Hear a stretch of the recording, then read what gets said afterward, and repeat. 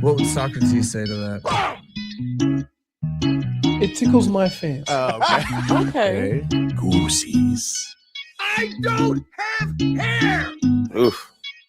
You got Marcos. That's not. Yeah. That's true. You do got me. Get over here, Marcos. Let me look at you. They don't want it.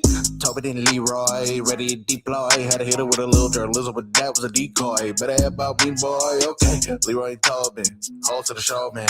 Still to the stars with the show, and till then his half moon open. Sometimes go taste like a snowman. No proof, I'm alive by the motor. No proof, like I always wanted him. I never hated him. I never traded him. And if I did, I never ever traded him. You know what is a star? Like under the city, the driver's side floor. Gucci get large, so many more. 10 in the more, never a bar. Hey, 10 in the more, 2 to the P. Nothing to you, but it's something to me. Handsome as ever, and cute as can be. You can watch us on YouTube with viewing for free. Hey, this one time for the Twitch. This one time for the text. This one time for the phone line. Whole time wondering what they gonna do next. You know, I just wish you guys would stop the quibbling. The finest of games here, Heat Nation. Good morn, and a glorious day, as today our festivities take part. It is the greatest of days in all the land. Do or die, or your season hence ceases. For today is a glorious day. The opening of the play-in games. Ah, yes. Leroy, is today not a fine morn here in Heat Nation, as a tradition, unlike any other, is not the links that we had this weekend, but instead play-in games that are not playoff games, but you must play in to play off. Henceforth, a great day, Sir Leroy. Top of the morn. Top of the morning. Especially when I thought, as we talked about last week, the game was going to be on Wednesday. That's a whole nother story. Ah, yes. The Sixers of Philadelphia don't have residents in their castle tonight. Hence, all games got moved up because they must have the games on ice tonight for them to be allowed to play on the hardwood tomorrow. Thus, the scheduling snafu. Wow. Yeah. Remember 3 weeks ago, we were talking about 2 more wins and you'll be a 6 seed. And now we're hanging on for dear life. What a day it was after beating the Bucks. I was leaving a Miranda Lambert concert, very fired up because Pella hit a big 3. And then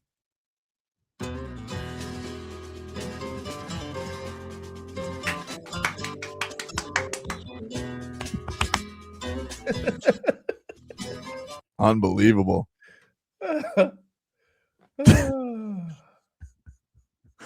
Oh man. What do you Good do, night, everybody. What do you do? This is hurting you more than anybody. What do you mean? Because I understand the definition of average. Yeah. I understand the definition of mediocre. And so the definition of that is you can beat anybody and lose to anybody. That puts you right in the middle. That's where they are. Well, you can beat anybody except for the Orlando Magic, Toronto Raptors, and Boston Celtics. Which puts them even lower. But like, of those teams, they can't beat them. right? Scientific. Which let's be clear, most are in the play-in. Yeah, except for the Celtics. Right. Actually, the Raptors aren't either. The Raptors are a 6 seed, which is also depressing. You're behind the Raptors. You're behind everybody. Fourth place in your own division, which I didn't even know was a thing anymore, but you're 4th place in your division for the first time in, I think, 18 years? Since the terrible, terrible season where they ended up with Beasley. Yeah. That's crazy. That's where they're at, though. Terrible. That's where they've been. Terrible. It's not like you act like you come into a new destination. Terrible if you have the wrong mindset, as Sire Sabam Adebayo had early in the year when he said, I don't want to be in the play-in, but Sire, thou was here and thou'st had the greatest of game against those bum wizards, the greatest of jousts, the most dehorsings since Sir Kobe Bryant, which angered all the NBA fans in the land for not ethical hoops. But what is more ethical than earning thou's way into the playoffs and postseason? Today is when you couldn't do it in 82 games, they're giving you a second chance. This is like the raffle ticket. Second chance raffle ticket. The raffle's over, but for all the losers, we're going to pick a ticket and you can win like $100. Correct. In past years, we would be in Cancun already. Everybody would have packed their bags. Right. You know, the Miami Heat have never just had the one and done plan. Even when they were the 7 seed, they had to go and they had to play 2 games because they couldn't take care of their business in the first game.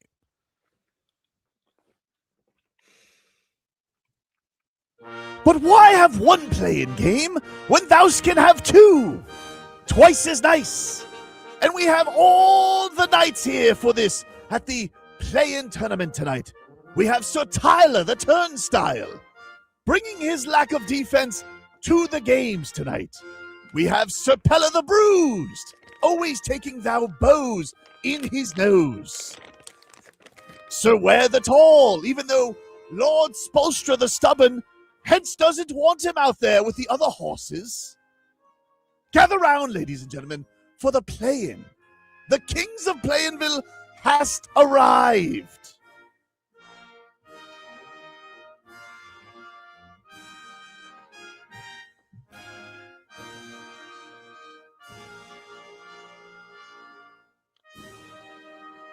What a day. You excited? Yes, but I don't know what I'm excited for. Okay. Here's why. And I'm saying this like, don't want the Heat to win? Yes. Am I looking forward to the game? Yes. Do I know what I'm going to get? Absolutely not.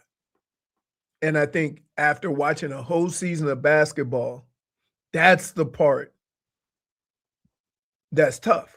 That's the toughest part, that they've played 82 games and you can't tell me who's going to play basketball tonight. You mean which team's going to show up? Yeah. No. Well, the headlines are brought to you by Doral Kia. You always pay less with your pricito at Doral Kia. Visit them at Doral Kia or DoralKia.com as, yes, game time tonight for the play-in. 7:30 from Charlotte. Coverage on FM 104.3 begins at 6:15 with preheat. Also tonight, you have Portland at Phoenix at 10 o'clock. And then tomorrow, you have Orlando at Philadelphia at 7:30 and Golden State at the Clippers at 10 o'clock. Just going to chew right into that microphone, huh? Steph is dumb, right? Is he playing? Yeah. You're just chewing that microphone, huh? Just right in there. You're back. Unbelievable. -1. Didn't make one Didn't make one what? for that.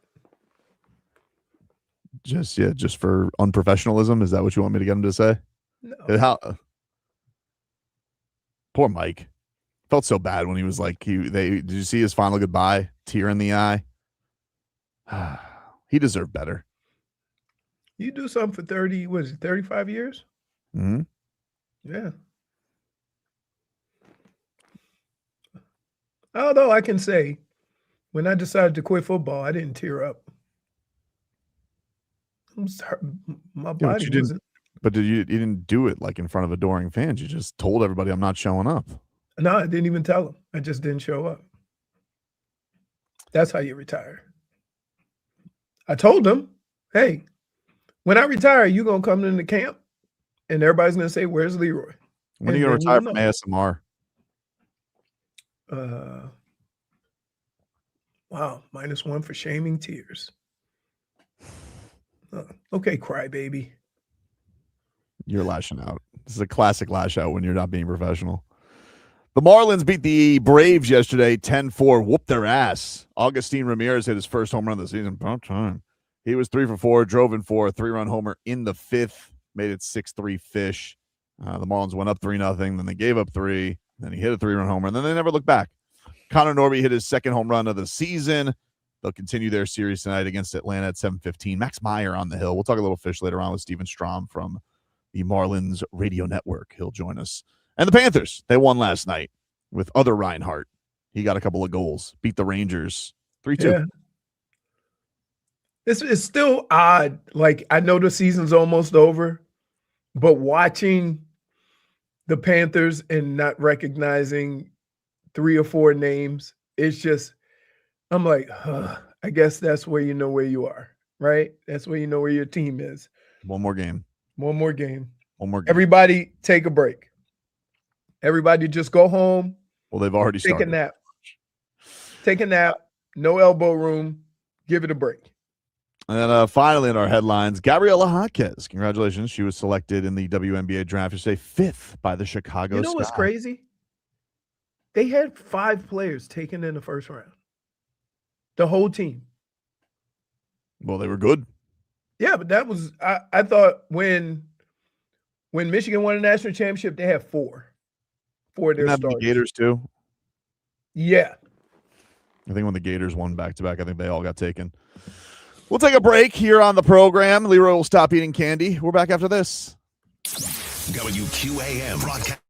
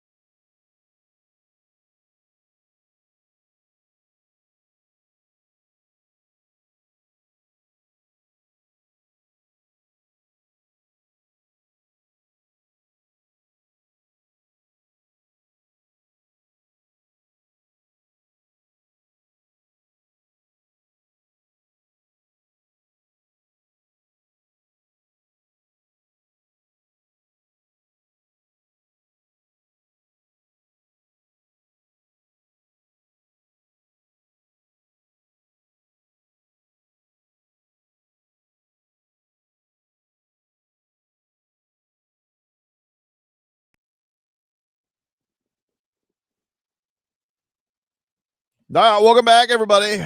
Tobin and Leroy here with you on FM 104.3 WQAM. Take you guys up until 2 here on the program. I'll let you guys know, coming on up, we got a cool event for you. We've done this before, but we're doing it again. WQAM's Whiskey, Stars, and Cigars, presented by Edmore Sawgrass Automall, returns Friday, May 8th. Talk sports unfiltered with the WQAM staff at Tabacón Cigars and Spirits at Plantation Walk. Enjoy a nice Scotch whiskey from Johnny Walker and a smooth cigar from Drew Estate. The event is free. Just stop on by. Get all the info now at WQAM.com. You must be 21 or older. And we'll see you May 8th at Tabacón Cigars and Spirits at Plantation Walk. Whiskey, Stars, and Cigars, presented by Edmore Sawgrass Automall. 4 brands, 1 location. Your local Cadillac, Buick, GMC, and Chevy dealer. How was your golf this yesterday, Leroy? Very windy. It was cool. You get, I mean, it's always nice. You get to play the same course that the pros play. Not the same, but the same conditions, meaning that the greens and the fairways are all perfect. You don't play it as far back as they do, but other than that, yeah, it was fun. Cool. Gave us some breakfast, then golfed, and then fought that traffic. Dade South is saying that you're a tear shamer and a yum yucker. And that's hard to disagree with. Yeah, I mean, you can translate yum yucker into truth sayer. No, you guys hate the truth. I just think you're being grump. You hate the truth, especially with your teams. That's okay. I don't think they're referring. I don't think they're referring to the Heat, dude. I think that's not what that's. Yum yucking is that nobody here, trust me, based on the reaction of fans, nobody, the only accurate thing you said last segment was the Heat are mediocre. Everything else was quite off. Really? Yeah, especially after eating the candy. I mean, nothing like an unwrapped little miniature Easter egg. I know, but when are you gonna grow up though?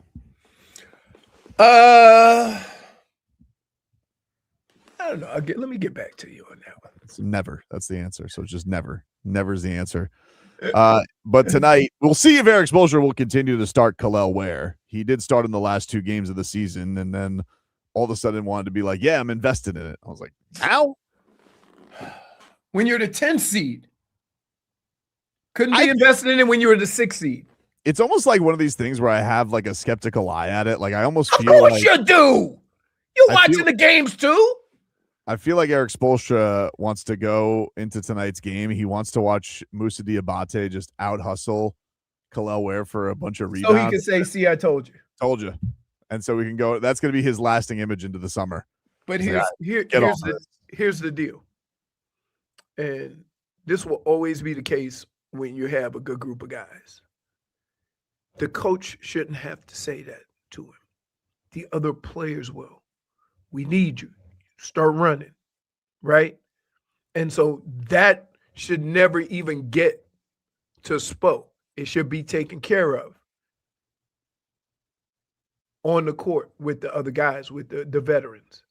That's kind of part of being a leader, knowing and understanding what your team needs and doing everything you can to facilitate that. So if Kel'el is not, playing the way he needs to play, it's up to the leaders on the team, not the coach.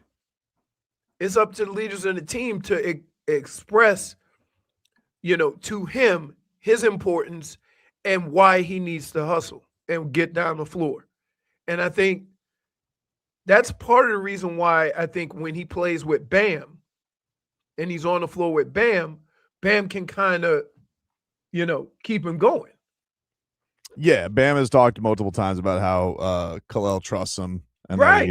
Communication factor. That's leadership. But it's like that. But the thing is like they can do it all they want. They don't have the choices in it. Like it's still the coach's decision. Correct. Invested in it. Correct. I would tell you.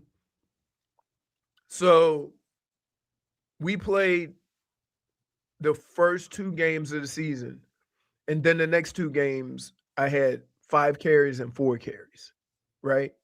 For reasons nobody could explain, because the first 2 weeks I had like 100, and then one I had like 99.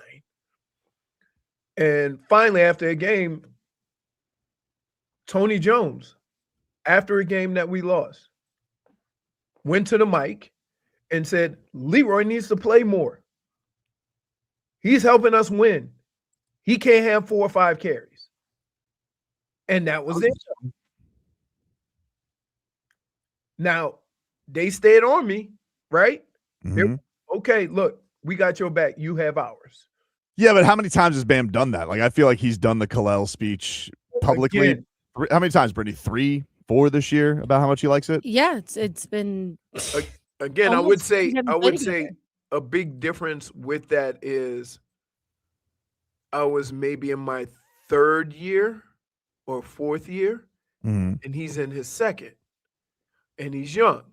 So I understand, like, just to assume that, okay, I'm a young player, I got talent. When somebody says something, I got it, right? No, it like, that's part of it. Part of it is that everybody's not going to pick it up like Bam. And even if you look at Bam, he didn't come into his own until when? It wasn't right away. Like we were 3 or 4. He started starting his 3rd year, right? But he started getting his regular role and like his 2nd regular. Yeah, the like dribble handoff. Year. And we were saying, why doesn't Bam shoot? Yeah, I mean, like, I don't but that's kind of a simplistic way of putting it. Like that was a good method of offense for the team. No, I know, I understand that, but so what Bam was when he started starting versus what he is now is a different player. What I'm saying is that, okay, Kel'el's just in his 2nd year. If we look at one of the better players on the team and watch his development, why would we not think that Kel'el, also playing in a big might need some of that same development? And in fact, he's a better shooter than Bam was sooner.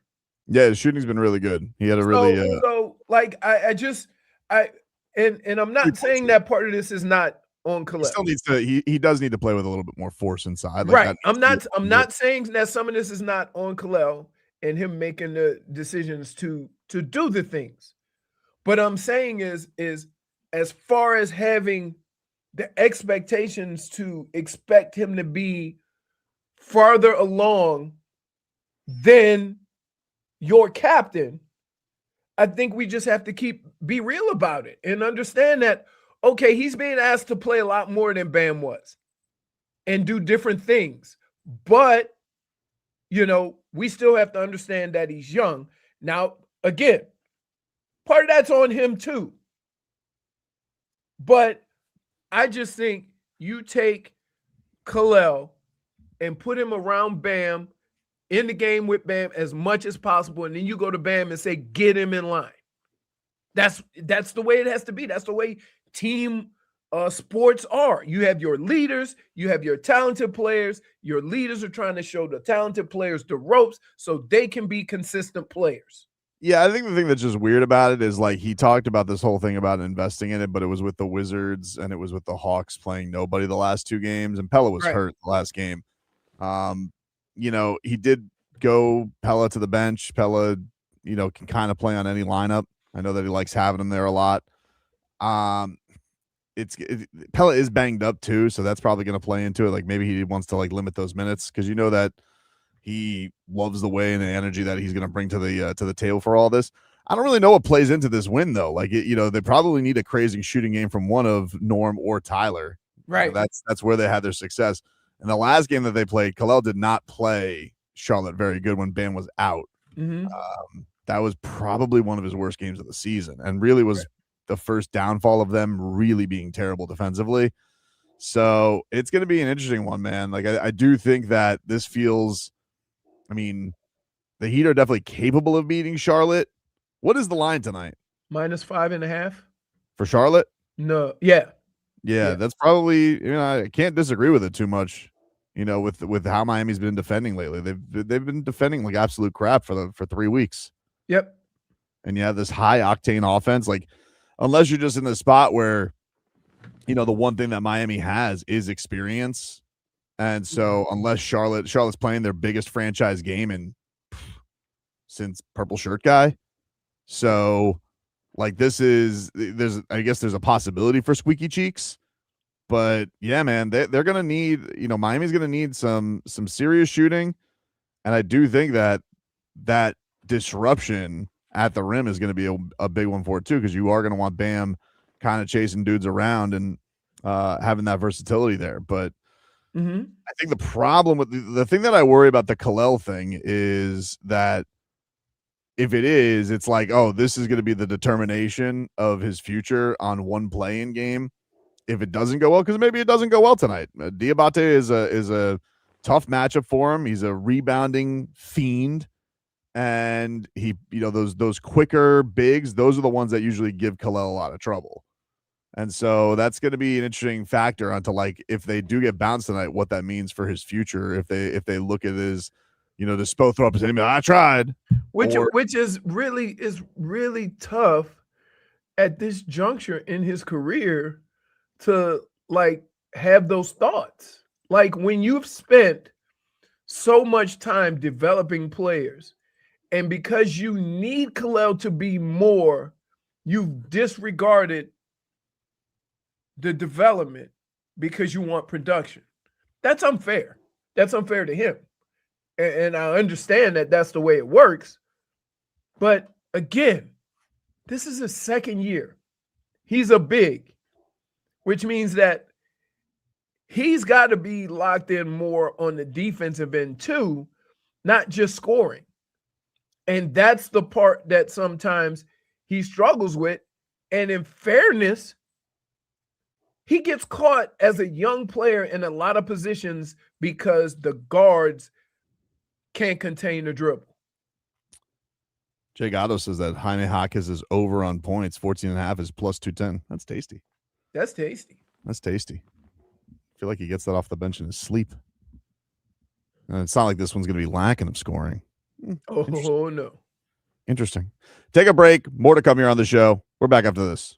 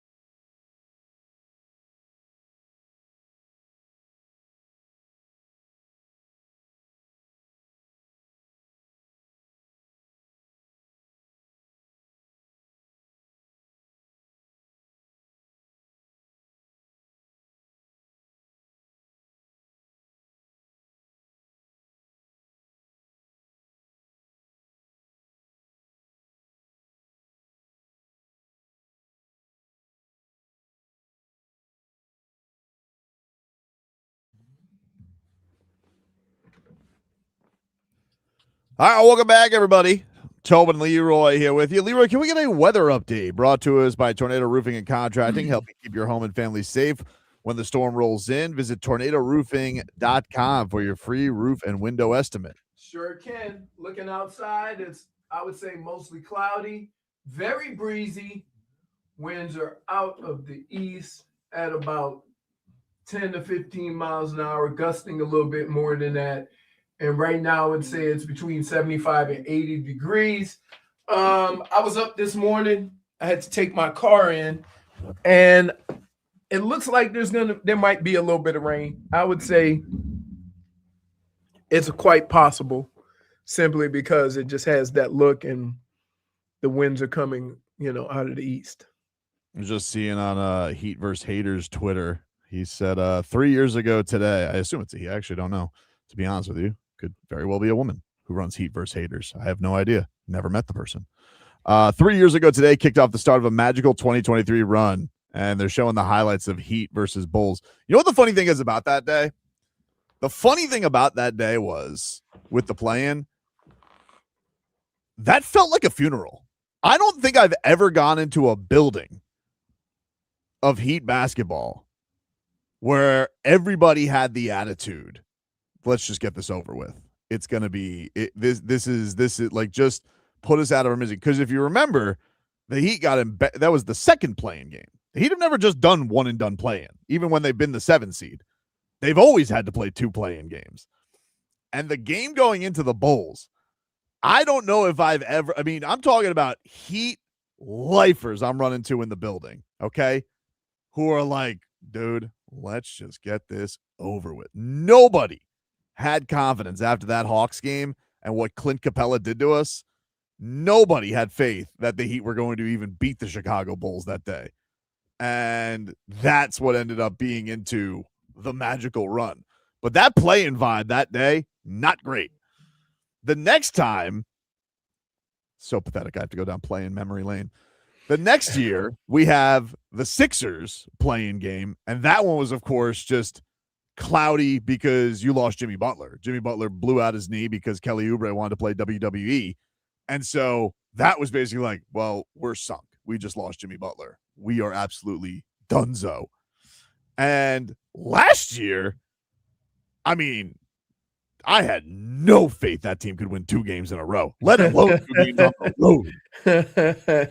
This is, in all honesty, like, I do feel like this Heat team does have the capability of doing it, but I just don't think I don't know what the appetite of the fan base is right now of doing this again. I think that's the interesting part of all of this is, like, yes, last year there was so much stress with the chaos of the season and the win streak, losing streak. But they 37 win team. I mean, that's not a good basketball team. Right. And they go and win 2 road games, first team in the 10 seed to come out of it. Now they're back in that spot again. All right, it was a very bunched up field. Like, a lot of the records were better in the East, but you also have a third of the conference that's not trying. And I do feel like this is a year where it's not necessarily a lack of faith. Like, I don't think any Heat fan would be super surprised if they went into Charlotte tonight and won. They've done it recently. But it's almost like this, yeah, but what's the point? Like, what's the end game here? Mm-hmm. Like, that's really, I think, the attitude everybody has. Is not a can they, can't they. We know that this team doesn't have the capability of doing anything that's, like, for real. Right. And we saw what happened last year. Like, they won in the play-in. The last 2 years, all right, the first year you lose Jimmy to injury, fine. You could, I will always say, you lose your best player, and hell, even at that time, Terry Rozier, those are some big injuries to the team. You get lopped off by a Boston team that was a machine, fine. But last year, getting embarrassed the way that they did by Cleveland, and and you really thought, like, man, there has to be a different pivot from here. They go and make the Norman Powell trade. Okay, they did something of substance to shake things up, but they didn't really ever have the health or the figuring out.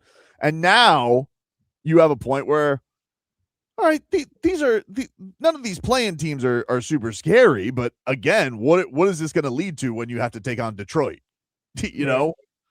So I don't know. It's definitely a different attitude than the past years, because I think last year was just zero faith. This is like, yeah, they could get through the play, and I wouldn't be surprised if they beat, this team. I actually would be surprised if they beat the Magic, but let's say the Magic don't blow it in Philly. If they had to go beat Philly without Joel Embiid, they've had success against Philly. Philly and Charlotte are two teams they've handled pretty well. They beat them, but then what? And I don't know how many people really want that, or they just want to go for ping pong balls. Well, here's what I would say. Can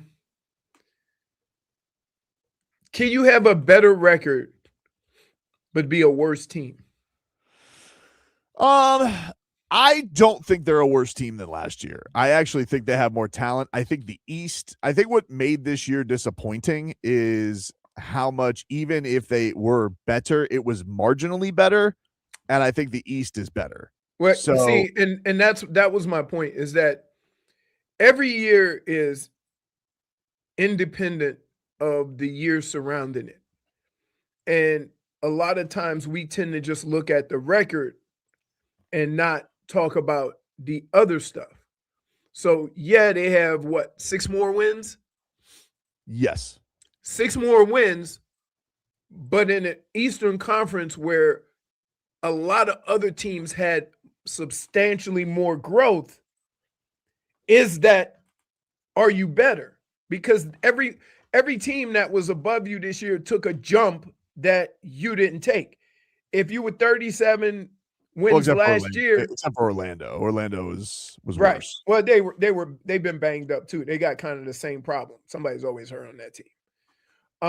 So from that standpoint, like it's each season is on a curve. Like you can't compare it to the season before simply because you got 6 more wins, but you're in the same spot. So you could say the team is better, but relative to what everybody else did in the conference that you're competing with, not really. Well, like I guess the point is, like, whether they're better or they're worse, they're not much different. That's who cares? Right. Well, that's and basically you found a different way to say the same damn thing, regardless of what the record is, regardless of where you are, right? You're in the same spot, which means that you haven't gotten better, regardless of what the record is. I don't want to hear like we won 6 more games than we did last year. Yeah, but I'm telling you, I think from the standpoint, like, again, it's marginal, like it's loser behavior. I'm talking about 9-10. Like, I think where the team is now, if you told me, would you be more surprised? Like, where I was last year in my faith in the play-in was 0, that they would win 2 road games. This year, I'm not. I kind of wouldn't be. I wouldn't be surprised at all if they beat both teams. I really wouldn't. Like, I think they have the capability. Go ahead, Brittany. Well, I think they're also just more talented. On paper, they are more talented. And any given night, they can beat anybody if they get it figured out. Yeah, I think the only problem is like the fit and the thing. Yeah. And the thing that is really, really surprising about the Heat team is just the defensive collapse over the last 3 weeks. It's unlike anything. It's like Eric Spoelstra. It's unlike anything this franchise has ever seen. And is a little, it's not completely unexplainable because of some of the people that came back, but it was everybody. I mean, everybody was giving up a ton of points. So we used to have this in football, and I'll see if I can like explain it. So whenever we would play the Oilers, when Tennessee was in Houston, right? Whenever we play them, we would go to 2 tight ends, 1 tight end, and we would pound the ball. And we would do everything off of that. You know why? Because on their side of the ball, on their team, they didn't have a tight end on the roster because they did the run and shoot. And so it made them more difficult to defend teams that used a tight end because they never practiced against one. And what I noticed with the Heat is when the more they try to do this up-tempo thing and outrun teams, they struggle on defense. And so I don't know if it's because of the run. You haven't, dealt with defense all year, really, because you're facing each other. That when you go play a team that does dribble handoff, that does half court offense, because you don't see it on a daily basis like you were used to seeing, you have problems with it. Maybe. I don't know. I think there's something to what you're saying as far as like I do think there was some let up from the team, like when their offense isn't humming. I definitely think it's bled into their defense. Yes. And I think that they have definitely, because of the last 3 weeks where no role was really defined and everybody was kind of in and out and coming back. Like the one thing you could say about the win streak when it was going on, it felt like everybody had finally found a niche, a role. And then Norm came back. Like the Norm Tyler thing, I don't want to just blame them because I think both of them are good individual players. So I don't think that they're bum players. I just think it is a basketball chemistry nightmare because they both want to start. They both want to be the guy.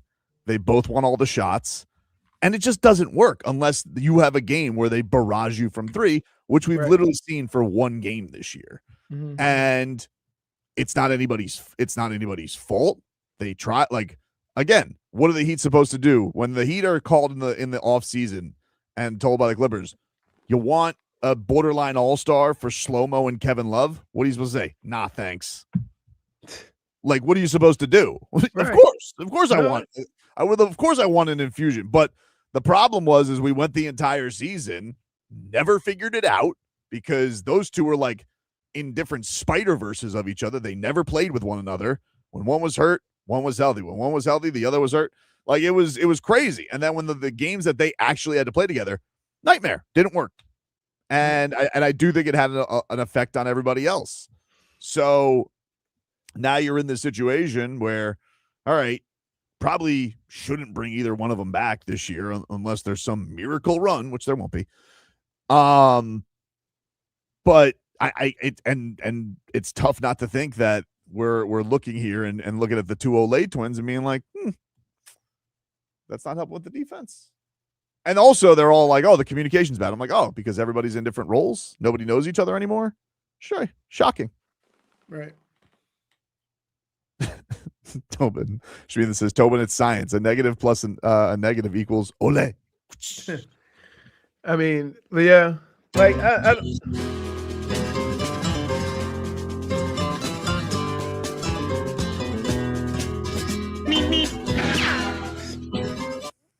I just kind of, even if it was wrong, right? Even if it wasn't the right combination, I think sometimes having consistency in what you're asked to do in your lineup helps you go out on the court and on the field, whatever it is, and perform. That's the thing with Charlotte. You look at teams like Charlotte, OKC, San Antonio. Yes, they have very talented players, but they also, everybody knows their role. Like, right. You know who's coming in. First, here comes so-and-so. You know. And I think the only thing you don't know is when LaMelo Ball is going to pull up, because it could literally be from anywhere. Right. And so the problem with the Heat is that, and I've experienced this as a player, it's more frustrating when you don't know when you're going to play than what your actual role is going to be when you play. Mm-hmm. Right. And so we've had this turmoil in the lineup all year for whatever reason, to the point where if you'd have just had the same 5 guys start every game or 50 of the games, good, bad, or indifferent, I think you could coach around that. But Spo spent the whole year with the injuries and everything trying to figure out who could play with what, and now we're 10 seed. Yeah.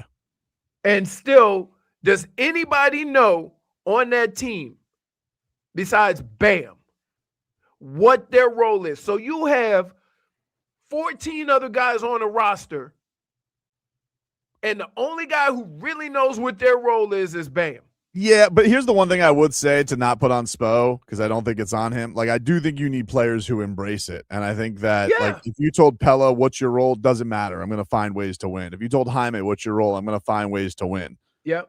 I do think that you got to have, like, if you're going to have Norm and Tyler out there and there's like, well, I want to start. I want to be on the bench or whatever supposed to. I don't like, care. You got to embrace whatever it is. And I just don't think that it's even like. You got to be a big boy. You're the coach. Norm, You're trying to win games.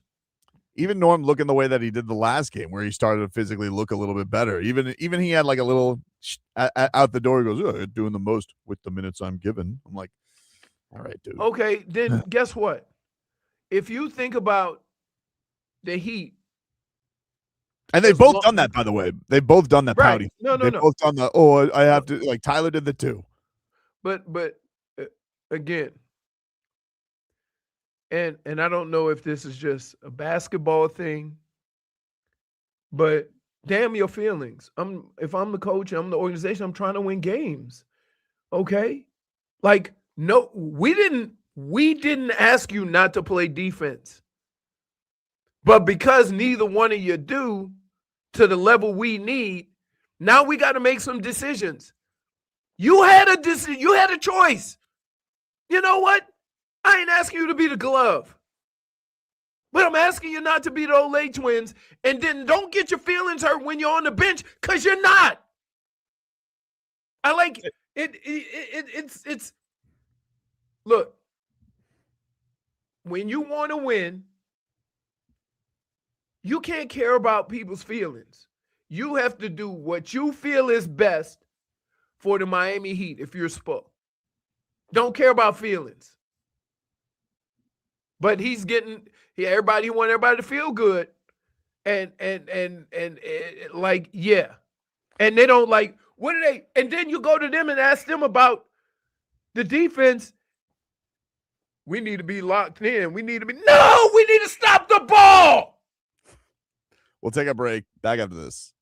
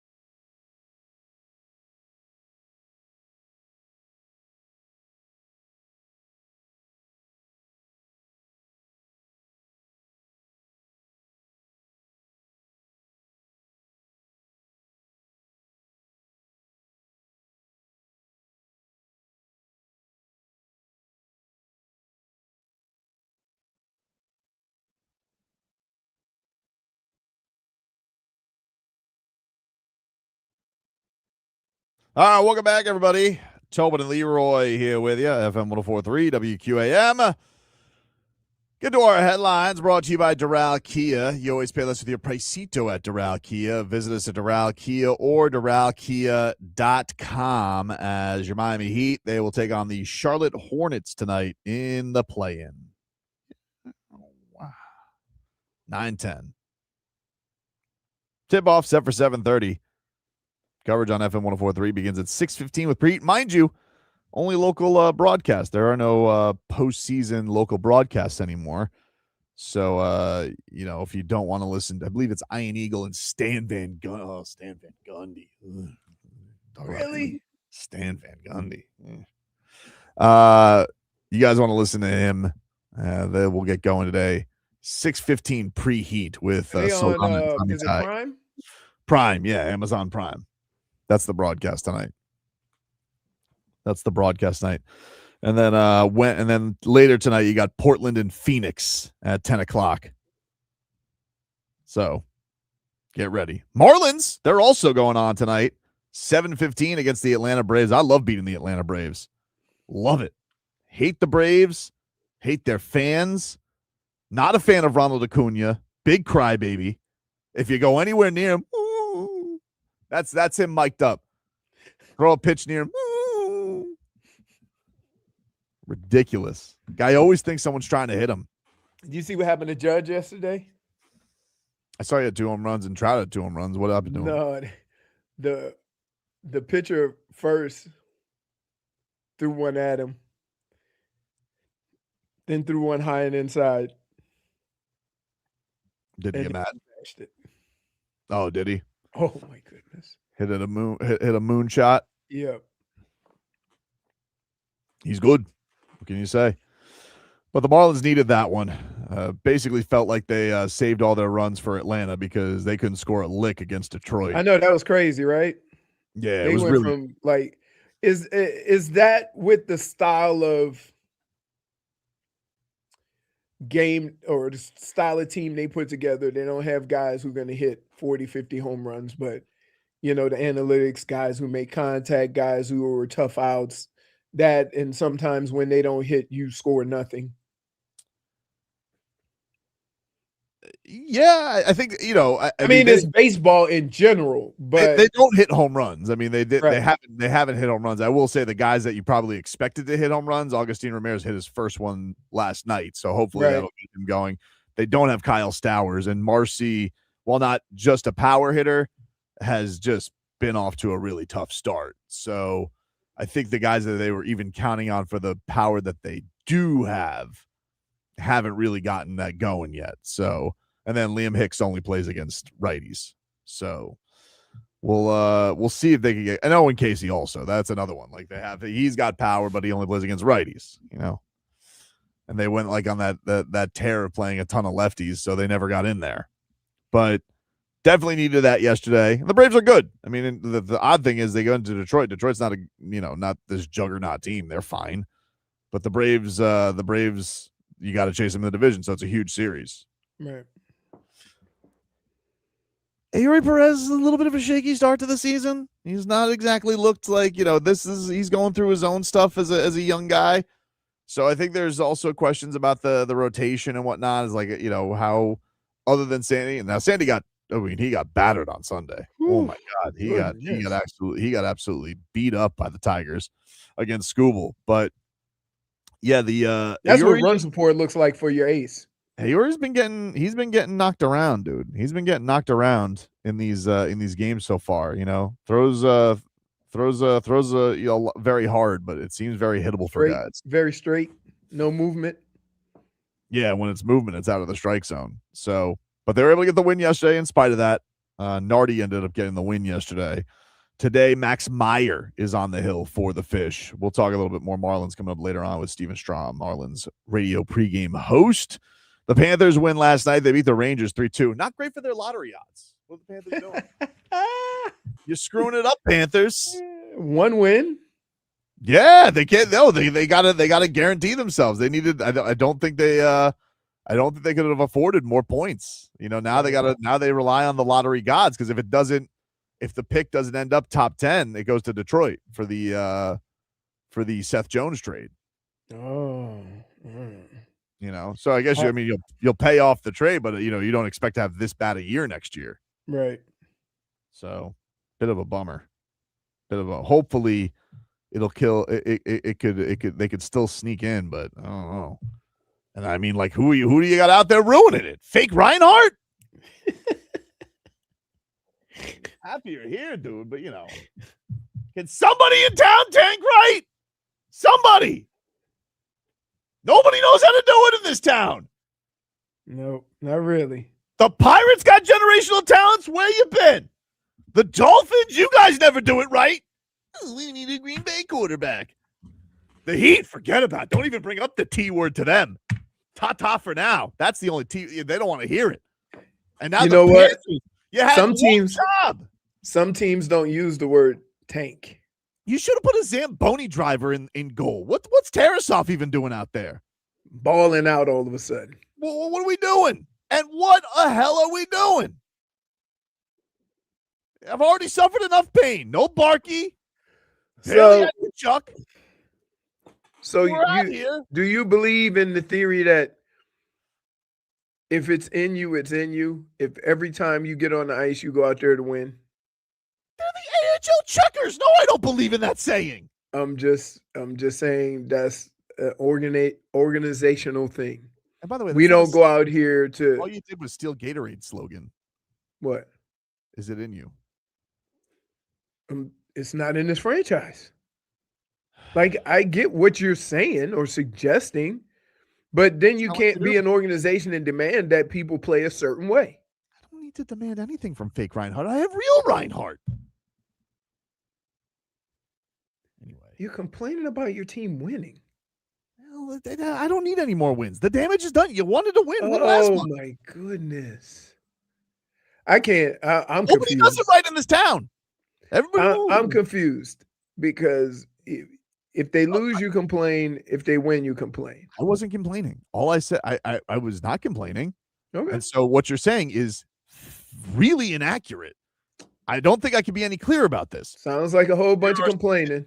No, well, Leroy, I don't know if I can explain. Is it complaining when you say you can't tank right? Yeah. Well, I'm telling you. You complain about wins. Yeah, because I don't know. That's complaining. Dude, I don't know. Again, I don't think this isn't tanking a season. You're not being a grown-up because you're a child. And no, I'm a competitor. Okay, good for you. Go compete. Good, great. You know what? You want to know what helps with competing? Knock. Who's there? Talent. That's who helps you win, dude. And so I could get talent, or I got to give a pick to the Detroit Red Wings or the Chicago Blackhawks. Excuse me. Sorry, Chicago. But the point is, I got these guys up here. I never recognize you. You're ruining it. Sometimes, and this is true in all sports, the backups and the young guys make it more difficult than the veterans. Not for the Wizards.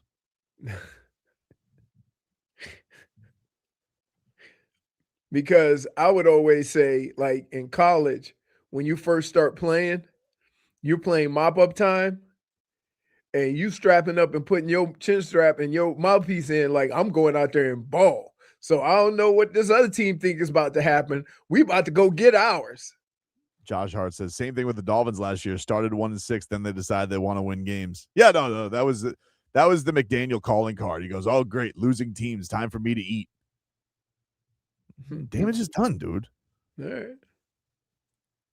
King says, this might sound blasphemous, but I kind of want to see what Charlotte can do in the playoffs.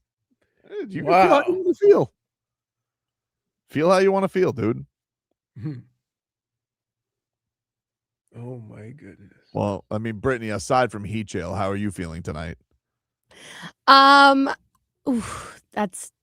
really don't think we're going to win. If I'm being honest. No one find me, please. I'm not going to find you. You're allowed to say that. You're allowed to say that. Do you want to win?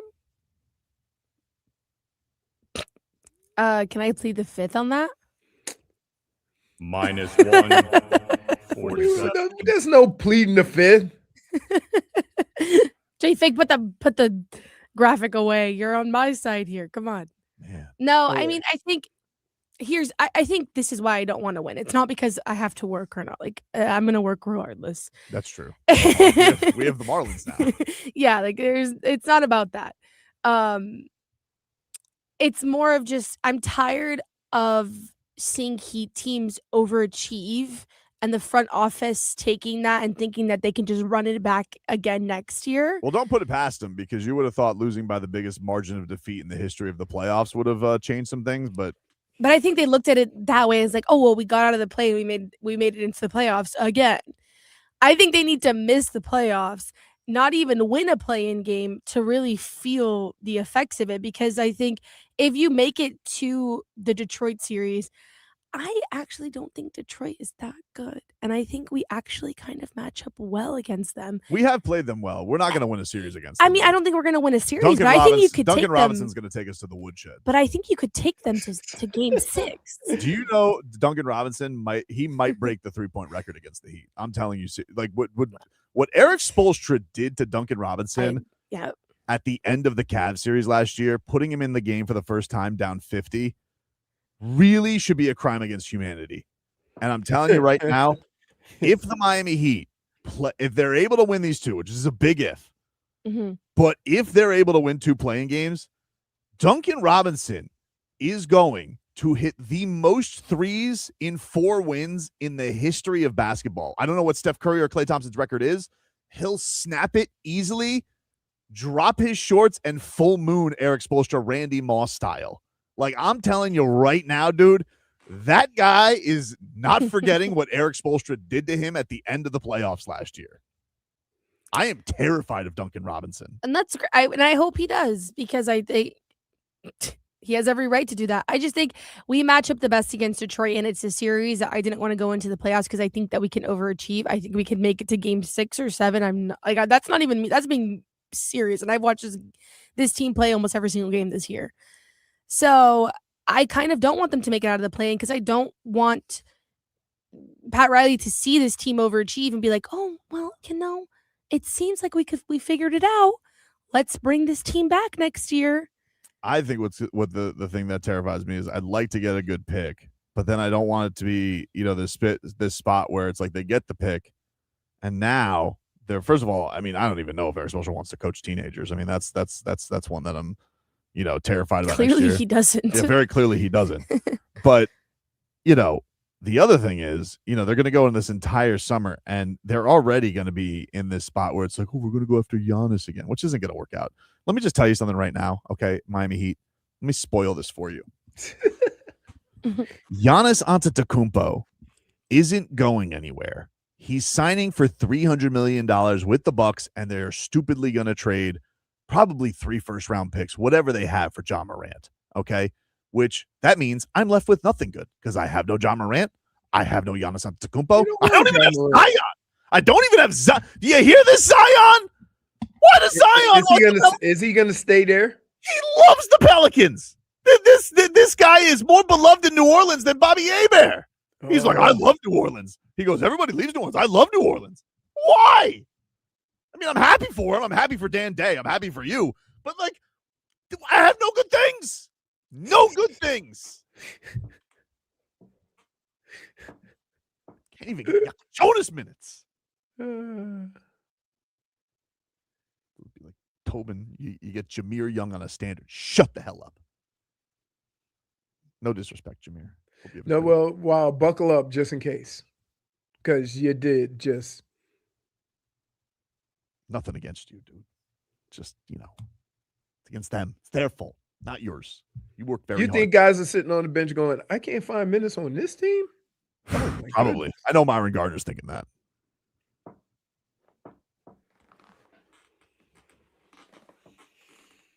Schmidt says because he gets to be a bazillionaire in New Orleans with zero pressure. How does he? I mean, him and Joe Dumars are just happy being on the Pelicans. They're like, this is cool. How does that Pelicans team stink too? I don't get it. They seem to have a lot of talent. Yeah, I tell you what though. Would you take the Pelicans roster or the Heat roster outside of Bam? Give me a run. So you got Zion. You got Zion. You got Trey Murphy. You got who's their pick? They got Fears, Jeremiah Fears. They got Herb Jones. A fun little roster. Stink. Don't understand it. I mean, so if Spo had those guys, you think they would do better? Yeah, absolutely. Well, I don't think it's because I think Borrego's a good coach. I don't know. I don't understand them. But I felt this way watching Detroit for a couple of years. I'm like, I don't understand. Why does this team suck? And then boom. Anyway. Take a break. Back after this.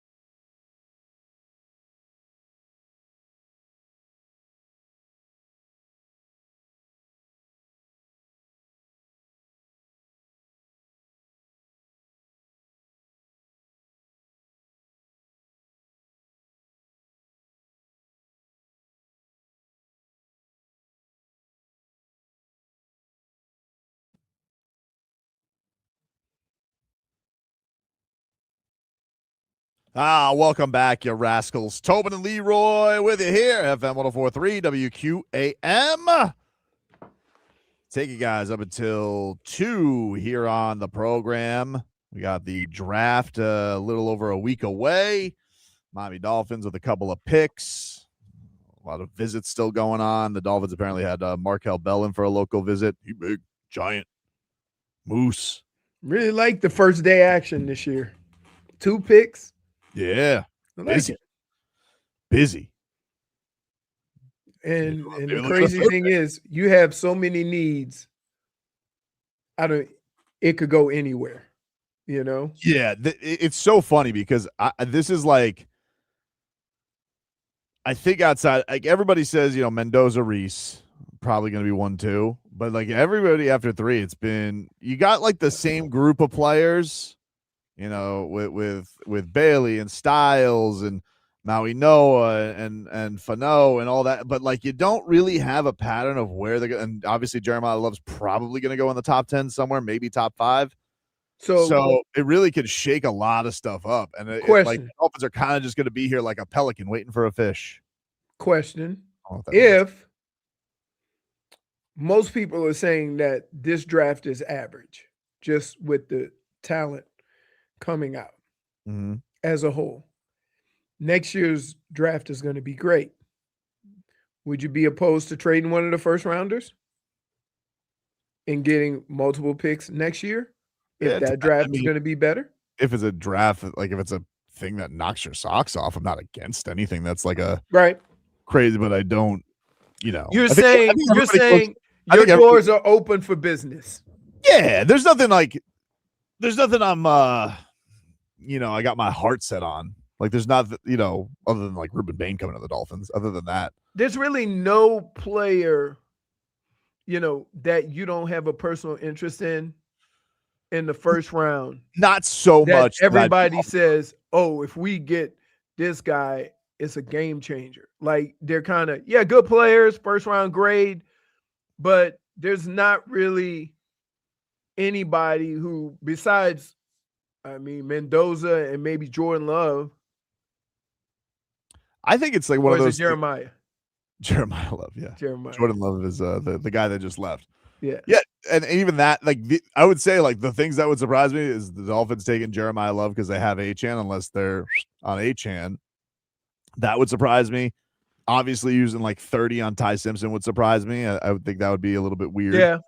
But even if if you told me there's so many interesting draft wide receiver prospects, like I don't think their vibe is taking somebody at 11. That doesn't feel like it, but they are kind of in that window of like Tater Lemon being there. They had Lemon in for a visit last week. So would I be outraged if they took him? Because like, no, if they think he's that dude, then isn't he a slot guy though? I don't know. I know he's like a very like physical, like yards after catch type of guy. Right. Not necessarily like a burner. He's not like the biggest dude in the world, but he's everybody says he's like St. Brown. Yeah. But wouldn't be St. Brown is getting a lot of people paid because they just discarded his skill set. Right. Now they see somebody else with that skill set. Now they like, oh, we got to have him. Oof. Yeah. Well, that's the thing though, is like in this day and age, right? I mean, the yards passing are kind of going down a little bit. Like it has been more safe throws, ball control passing. Yeah, ball control down the field. Like those unbelievable burners. It's not like they're extinct, but it's not like it even was 4 years ago. I think with defenses basically playing to say, keep everything in front of you and don't give up a big play. You either have to design an offense that fools the defense, or you have to be able to throw the ball underneath. And that's the thing. That was Tua's gift, is that he threw the ball where a lot of quarterbacks were afraid to throw it. And that's in the middle of the field with accuracy and stuff like that. So that's kind of what made him appealing.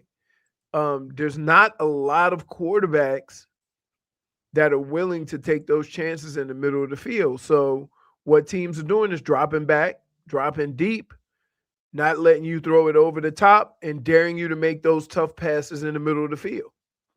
SDI says, if everyone says the draft isn't great, it means the draft is great. No, it doesn't. No, it doesn't.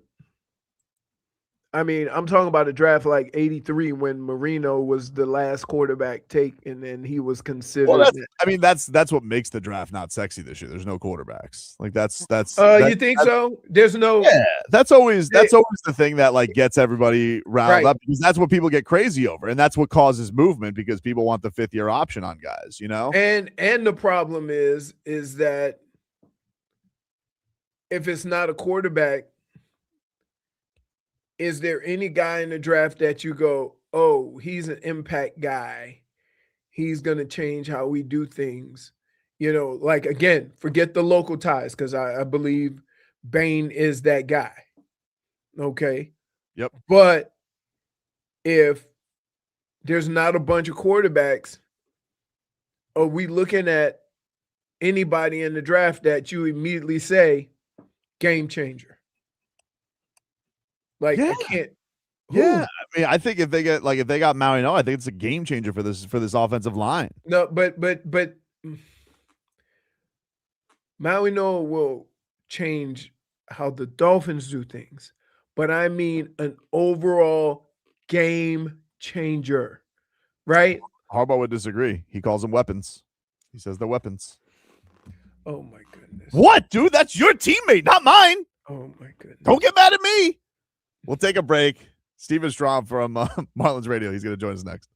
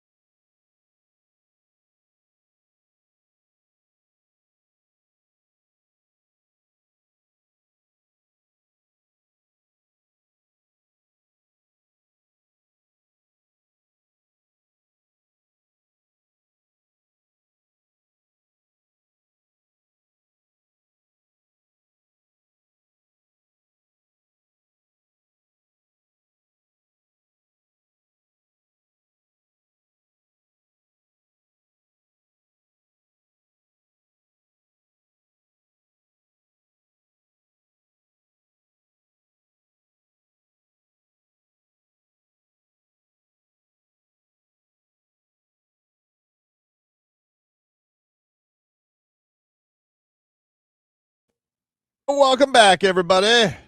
It is Tobin and Leroy here with you on FM 104.3 WQAM.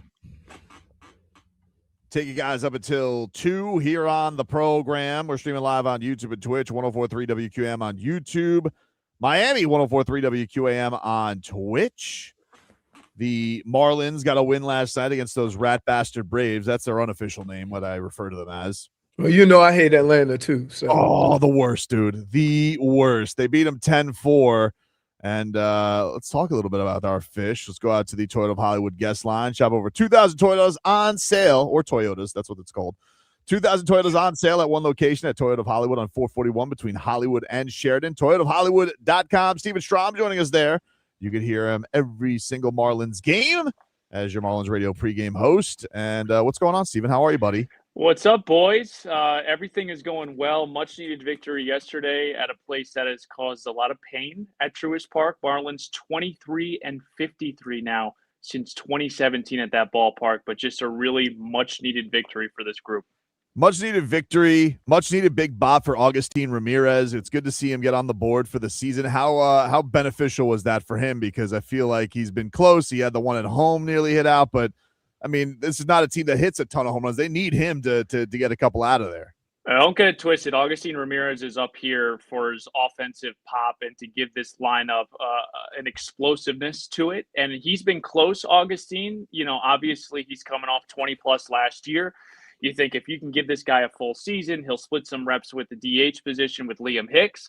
This is a guy I think everyone thinks is going to hit 30 home runs if he stays healthy. But when he slugs, Tobin and Leroy, this team feels different, especially in that third, fourth spot in the lineup.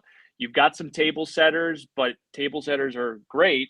They don't score. Who cares? And Agustin Ramirez, to see him come out with a big home run yesterday, and they needed it, man. I mean, yesterday got dicey. They were up 3-0. You felt good.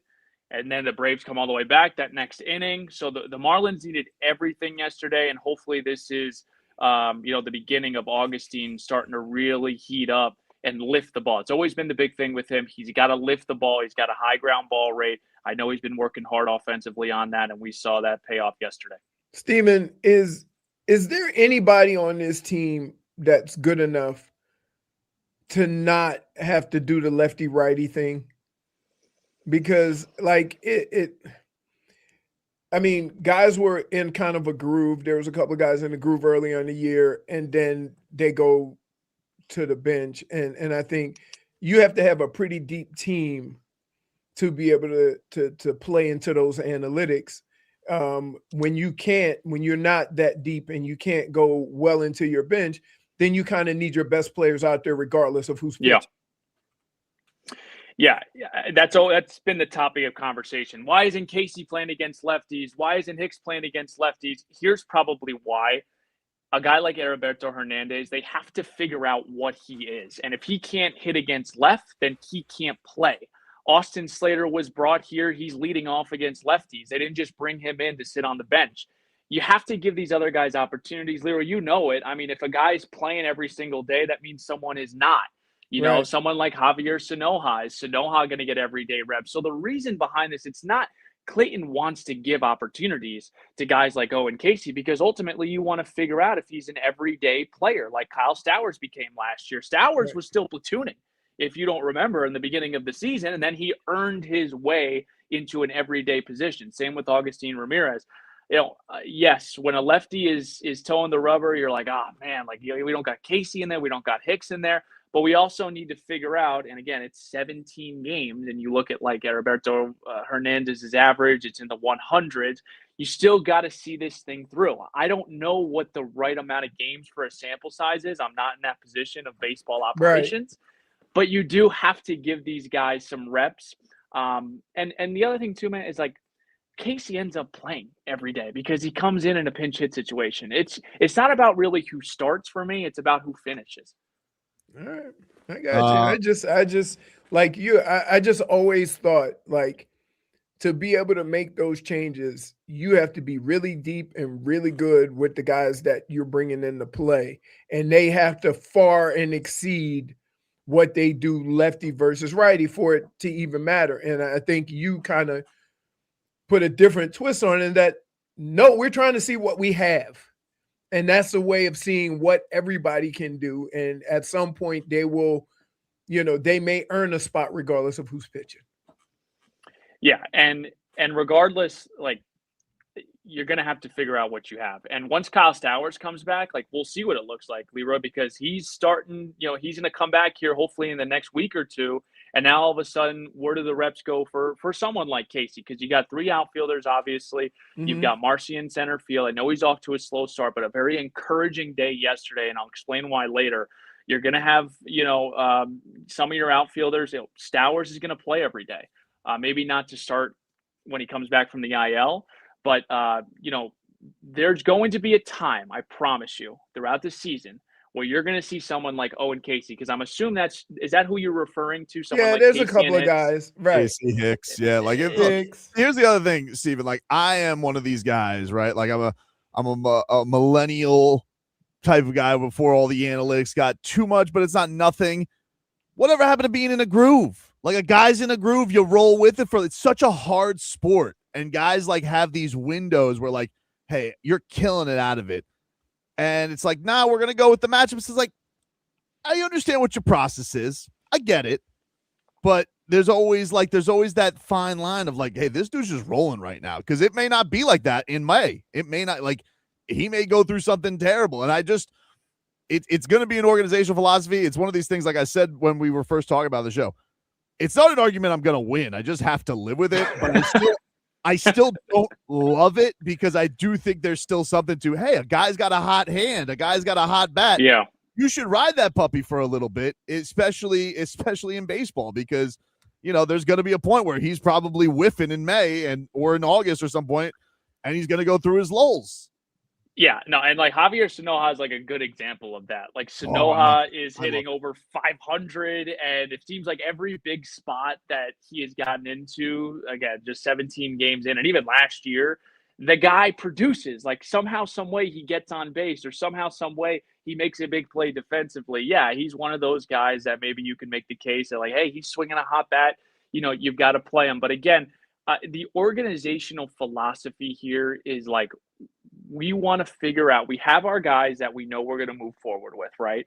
But we also need to figure out what we have on this bench. And we have to figure out if these guys are legitimate platoon guys, or now, for the first time ever, like, not ever, I'll take that back, for the first time in a long time, there are consequences to guys that don't produce. It's no longer, okay, Roberto, you're going to get 300 plus PAs.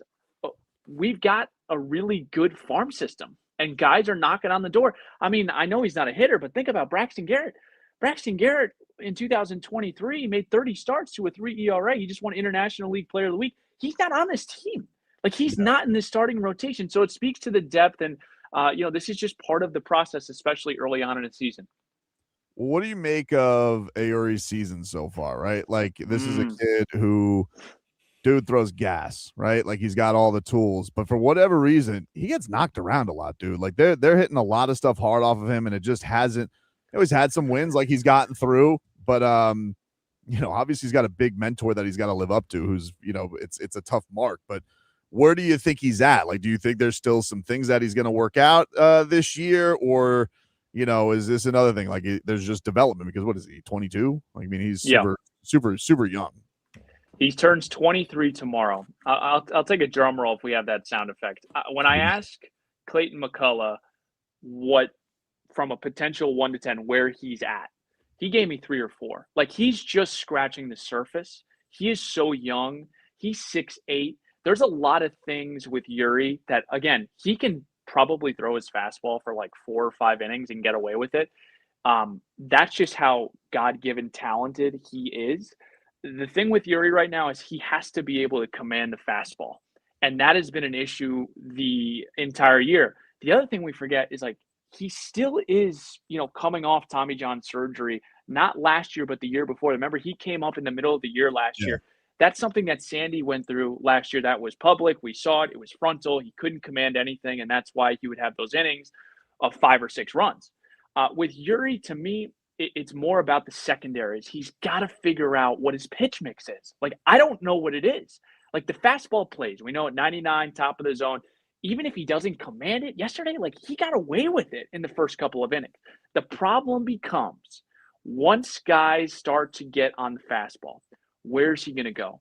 Can he go to the changeup? The changeup is like statistically like a good pitch for him, but can it be a slider? Is it the sweeper? He has to figure out his secondaries because, look, unless you're a bullpen guy, you need more than 2 pitches to be a starter. And I don't care how good the fastball is.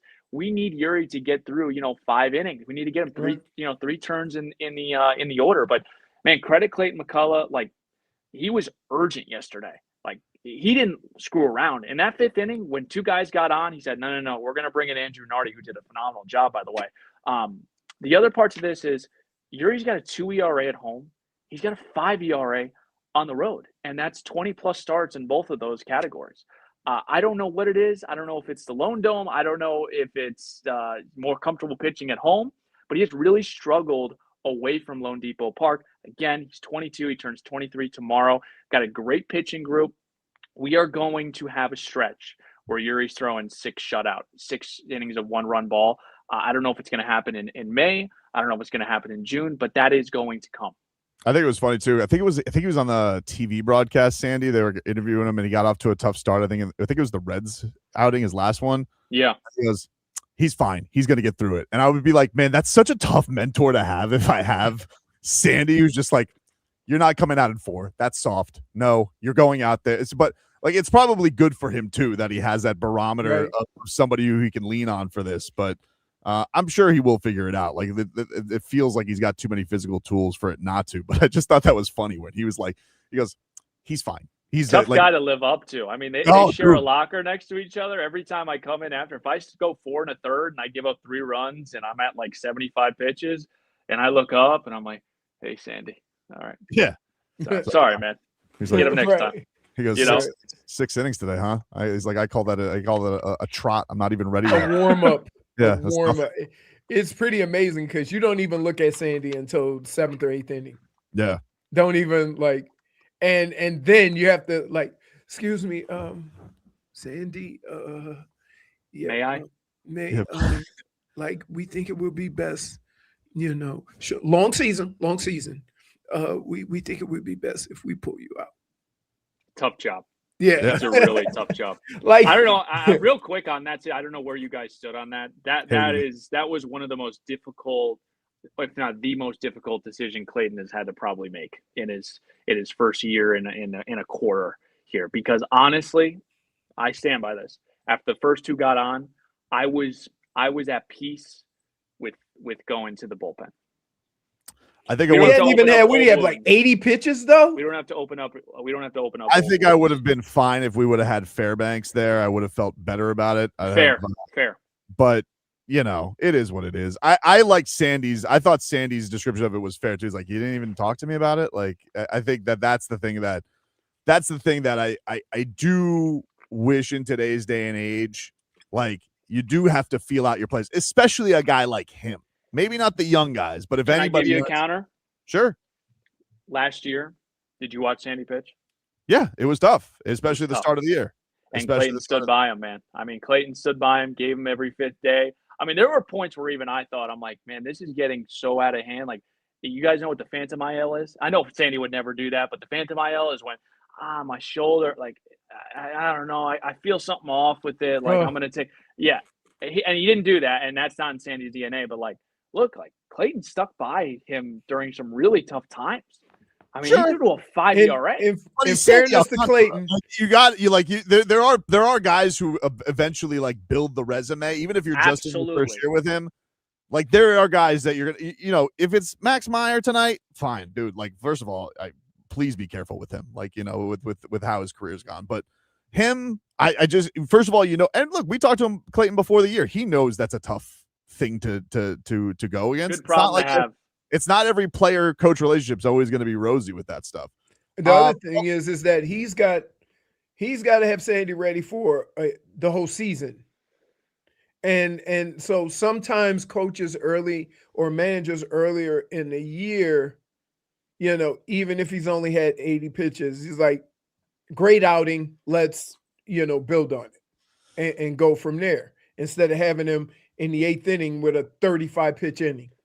Where are we at with Stowers? You said about a week, but what's the word on him? Where is he going to, like a rehab start? Like what are we feeling about his whole status? Well, he was in Norfolk with the Jacksonville Jumbo Shrimp, so he's been playing the last couple of days. It's really just about timing with him if he feels good, because again, he just didn't have a lot of like spring training ABs, and the last thing you want to do is that kind of like that Norby situation last year. We talked about this on opening day. Like Norby pulled the oblique. I know it's a different injury. It's a hamstring for Stowers. But for Norby last year, he started on the shelf, felt like he needed to rush back, and then he ended up, getting off to a slow start. You don't want that. The Marlins have actually been, pretty decent without Stowers. I've actually been pleasantly surprised offensively how they've handled having, him that hit 25 homers last year. To me, it's about the timing and how he recovers. Because, there's, buzz that he's going to play some first base because of the hamstring. Just maybe, hey, let's get him back in the lineup. Look, let's not beat around the bush. Stowers is in the lineup because of his bat. He's fine defensively. But this guy hit 25 jacks, and he has a 900 OPS. Just hit. You know what I'm saying? He could play some first base. I'm thinking, hopeful, that it's either the Cardinal series, which is the second series of the homestand. We come back tomorrow, play the Brewers Friday, Saturday, Sunday, and then we'll play the St. Louis Cardinals. Maybe St. Louis. If not that, then hopefully San Francisco. Steven Strom, catch him on the Marlins broadcast tonight. Marlins on deck. What time are you guys on tonight? 6:30. 6:30 on AM 560. You guys can hear the boys. Has somebody gotten, now that he's done he's on TV right now, has somebody gotten Jeff Nelson a damn machete? We got to get this man. I felt terrible for him. I was listening. I was like, what? Why will somebody he's really a damn machete? He doesn't get it. You can't do that on radio. No one wants to hear you chew on your quesadilla and give us a review on how our show rules would say different. Yeah, you guys do food testing. Also, you're on StreamYard. Yes. Well, Oh man, I know I like you, Leroy. Hey, you know what I do? I do drive-bys before Easter, and I tell all the Reese's peanut butter whatevers, I'll see you on Monday after Easter. Do you refrigerate your chocolate or no? Freezer. Oh my God. Lasts almost the whole year. I love you.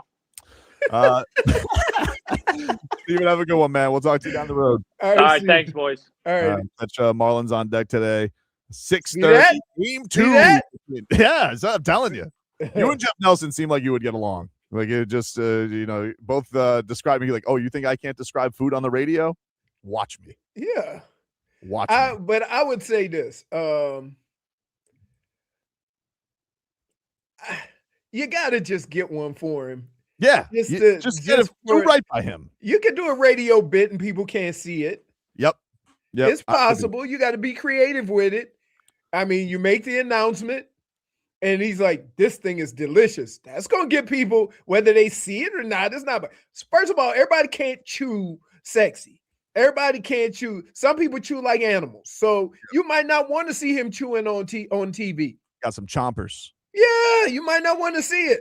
But on the radio, you can give a legitimate evaluation of the machete. We'll take a break, get you caught up with your headlines. We're back after this.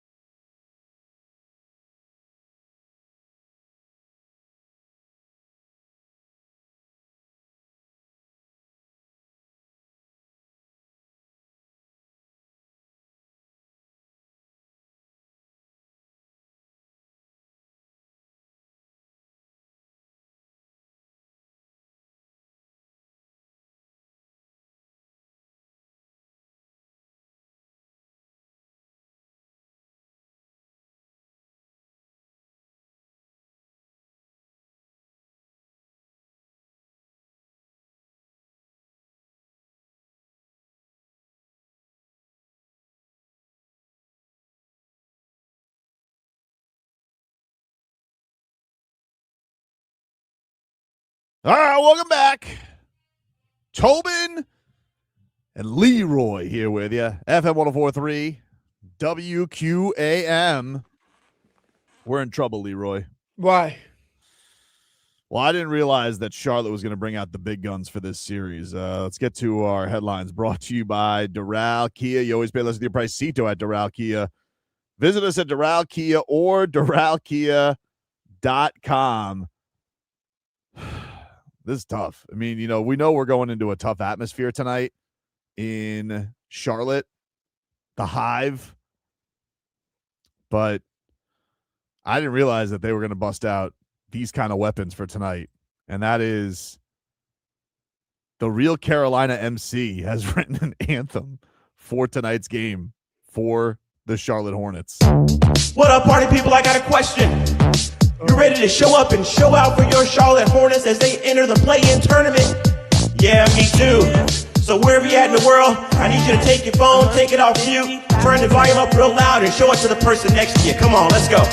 Spend $150,000 on a b-ball team. Wait a minute, that's not enough to buy a team. Spend $150,000 on a tricked out suite. Get myself something good to eat. Build a basketball court outside my house, but the HOA's gonna make me tear it down. Might get me a Hornets founder suite. I mean all access, I want VIP. I get some retro Air Jordan 1 low, so I can dunk the basketball in the air for show. I might get Hugo and a honeybee, so they can do this dance right here with me. I'ma get that high mentality, straight buzzing in the Queen City CLT. Come on, Hornets, it's time to get down. Stand up, Charlotte, this is your town. If you had 150,000,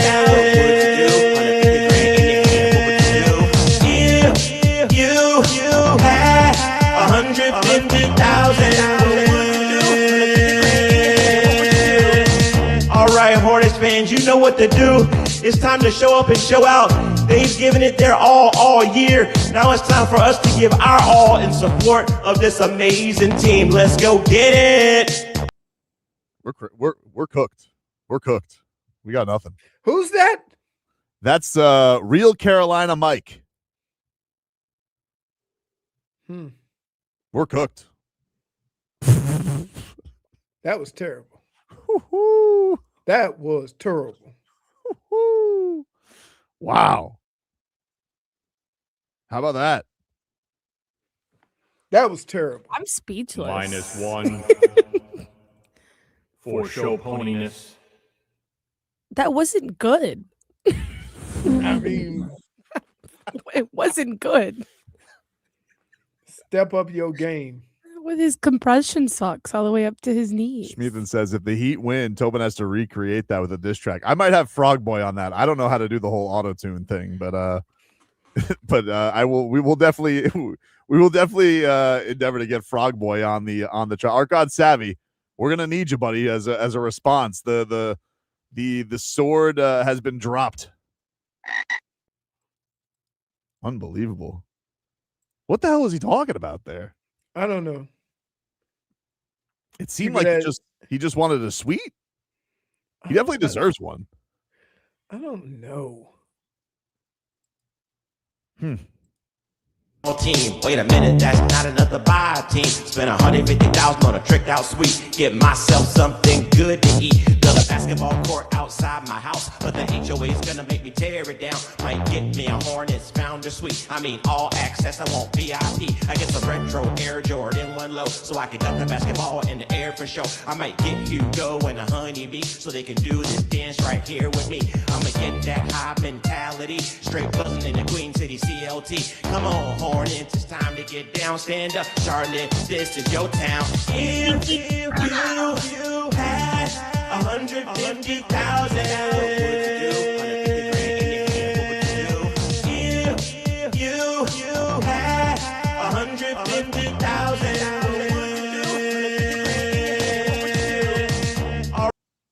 Oh man, That is. think they played at the game terrible. tonight?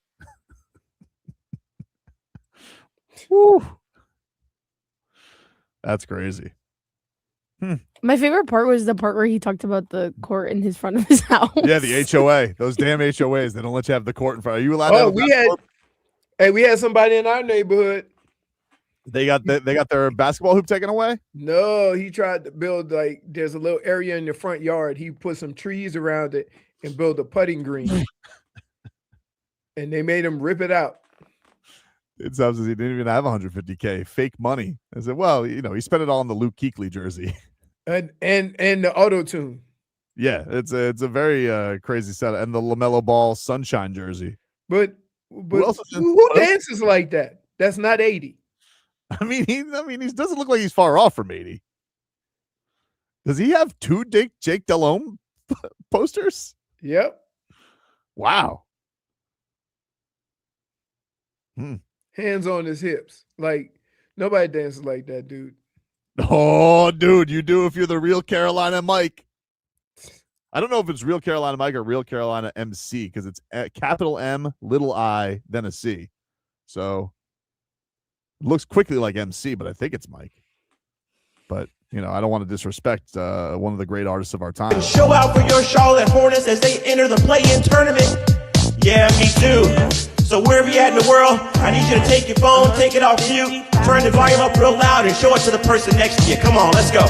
Spend $150,000 on a b-ball team. Wait a minute, that's not enough to buy a team. Spend $150,000 on a tricked out suite. Get myself something good to eat. Build a basketball court outside my house, but the HOA's gonna make me tear it down. Might get me a Hornets founder suite. I mean, all access. I want VIP. I get some. Wow. You know who that sounds like? Perk. What? Yeah. He sounds like Chris Perkins? Yeah. If Perk. He does. What are you talking about? That's what I was thinking of. You know, Perk's voice is a little deeper, but Josh Hart says, bro, he low-key spitting. No, because the more you play it, the better it gets. It gets more and more catchy. Hornets founder suite. I mean, all access. I want VIP. I get some retro Air Jordan 1 low, so I can dunk the basketball in the air for sure. I might get Hugo and a honeybee, so they can do this dance right here with me. I'ma get that high mentality, straight buzzing in the Queen City CLT. Come on, Hornets, it's time to get down. Stand up, Charlotte, this is your town. If you he breaks it down. 150,000.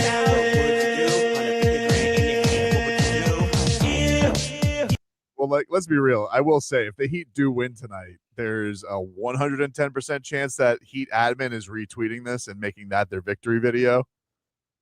Has to. Oh, I hope so. They have to. But I also, is there part of you guys like, this guy wants this game so much more than we do. They do. He really does. Like, I kind of want want more. I would feel good for his happiness as well. He really wants to be in the playoffs. We don't really want to be in the playoffs. No. You know, I'd love to sing a remix song about ping pong balls. Go ahead. If you had 150 ping pong balls. It's a work in progress. Clearly. I might get Hugo and a honeybee, so they can do this dance right here with me. I'ma get that high mentality, straight buzzing in the Queen City CLT. Come on, Hornets, it's time to get down. Stand up, Charlotte, this is your town. If you had 150,000. If you had 150,000. All right, Hornets fans, you know what to do. It's time to show up and show out. They've given it their all year. Now it's time for us to give our all in support. See, if I had to give an end of song speech, I'd be like, all right, Heat Nation, you know Bam's giving it his all year. The Olay twins can't really say the same, but, you know, we've been here 4 straight years. Maybe we'll go through, but I don't really want to get embarrassed. I kind of wouldn't mind the lottery. If you had 150 ping pongs. I'm high as a kite, Yogi. What is wrong with you? Like, I kind of want that guy to have the playoffs. I feel good for him. He loves his team, and he loves Jake Delhomme. That's funny. Little Jake Delhomme montage in the back. Dude, so his Spo song is, if You had 150 lineups. They'll all be starting under 6'8". Oh, yeah.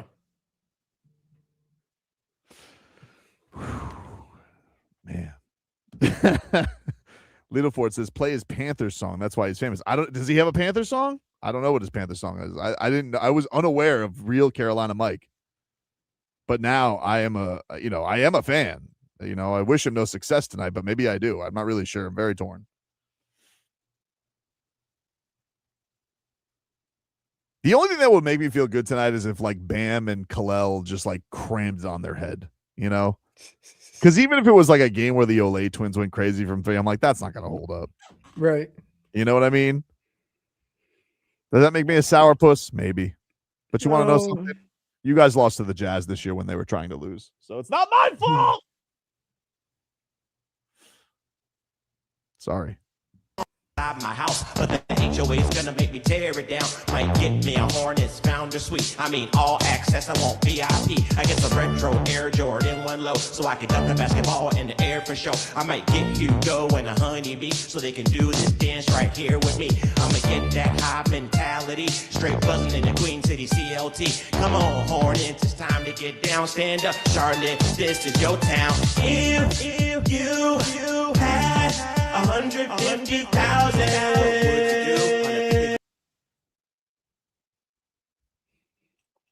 That's terrible. I try to listen to it a bunch of times. Nope.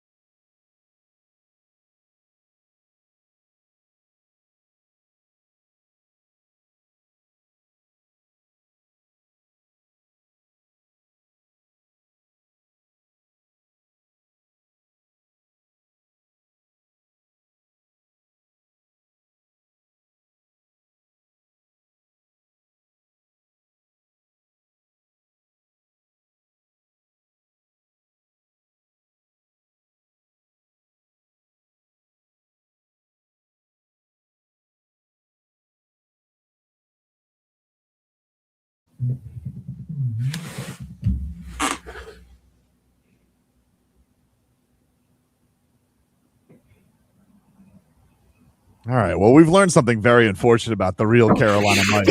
He's not real. He's a duo. He just does the same song over and over again. His Carolina songs, except he has a Reese's peanut butter cup line in there. But he just redid the song. Fraud. In a Carolina outfit. I'm just going through his Twitter timeline now. He has one where he does it for Clemson, strangely.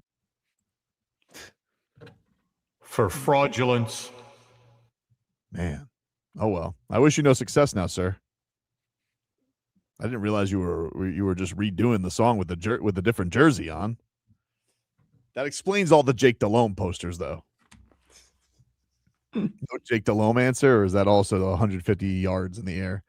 If you Tate South says you can't yum yuck Big Mike. Big Mike. RV originally says, so he's a show pony. We know a guy. For show poniness. I don't appreciate that, dude. I don't like his tone on that. I don't really appreciate that at all, to be honest with you. If I'm honest. Got some injury updates for today for the Miami Heat, according to Ira Winderman. Nikola Jovic, dude. Oof, what a year. He says the earliest possible return from his ankle injury would be in the early first round. All right, dude. Pella Larson. You're making an assumption that if you were healthy, you would be playing. Hell, that's what he says, dude.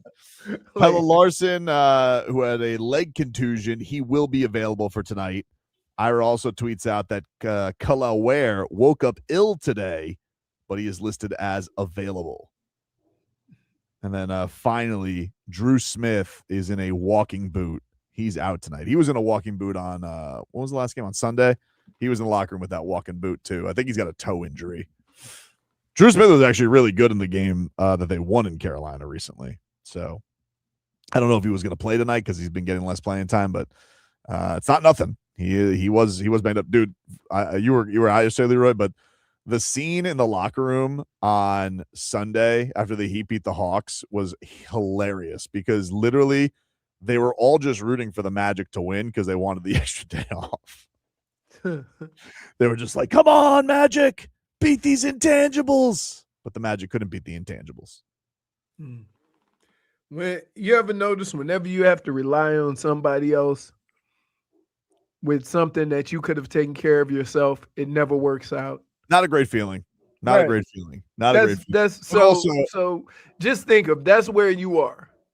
You're in a place right now where you're rooting for a team that you got to beat because it makes your situation better, when in actuality you could have made your situation better yourself.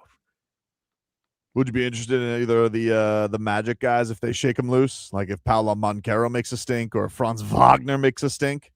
No, because according to the draft, they're basically going to draft a guy from Lindenberg who's built like Banchero and Cade Cunningham and those guys. So I'd rather take my chance in the draft.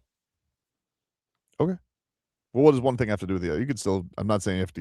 You're saying you wouldn't. This is just like play, very similar players. I think Lindenberg he's a 6'8" point guard.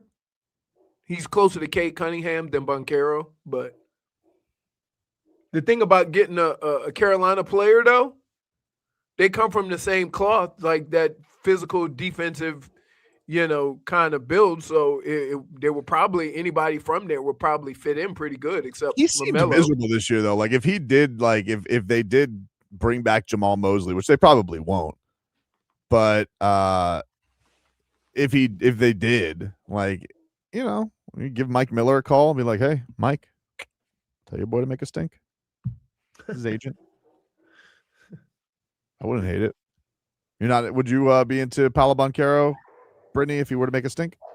I don't think I would. He's not that guy. I think he's closer. Believe it or not, averaged like 27 points a game But last year. I feel that he's closer to Bam, but not that guy that would warrant, attention. He's going to score that 30, 40 points, right? Yeah, like I think that he'd have a bunch of guys who can do what Banchero does. We need somebody that can do the exceptional, like the guy that you could ride into a playoff.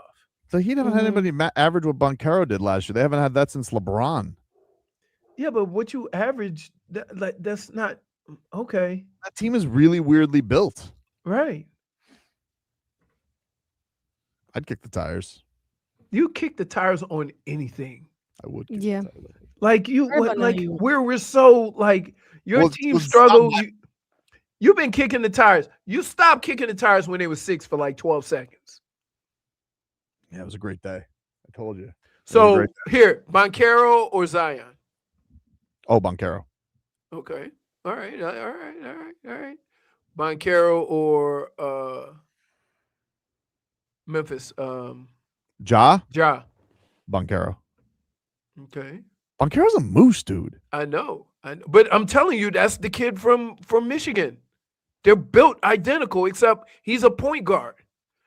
Aren't they the same age though? Isn't the kid from Michigan a little older?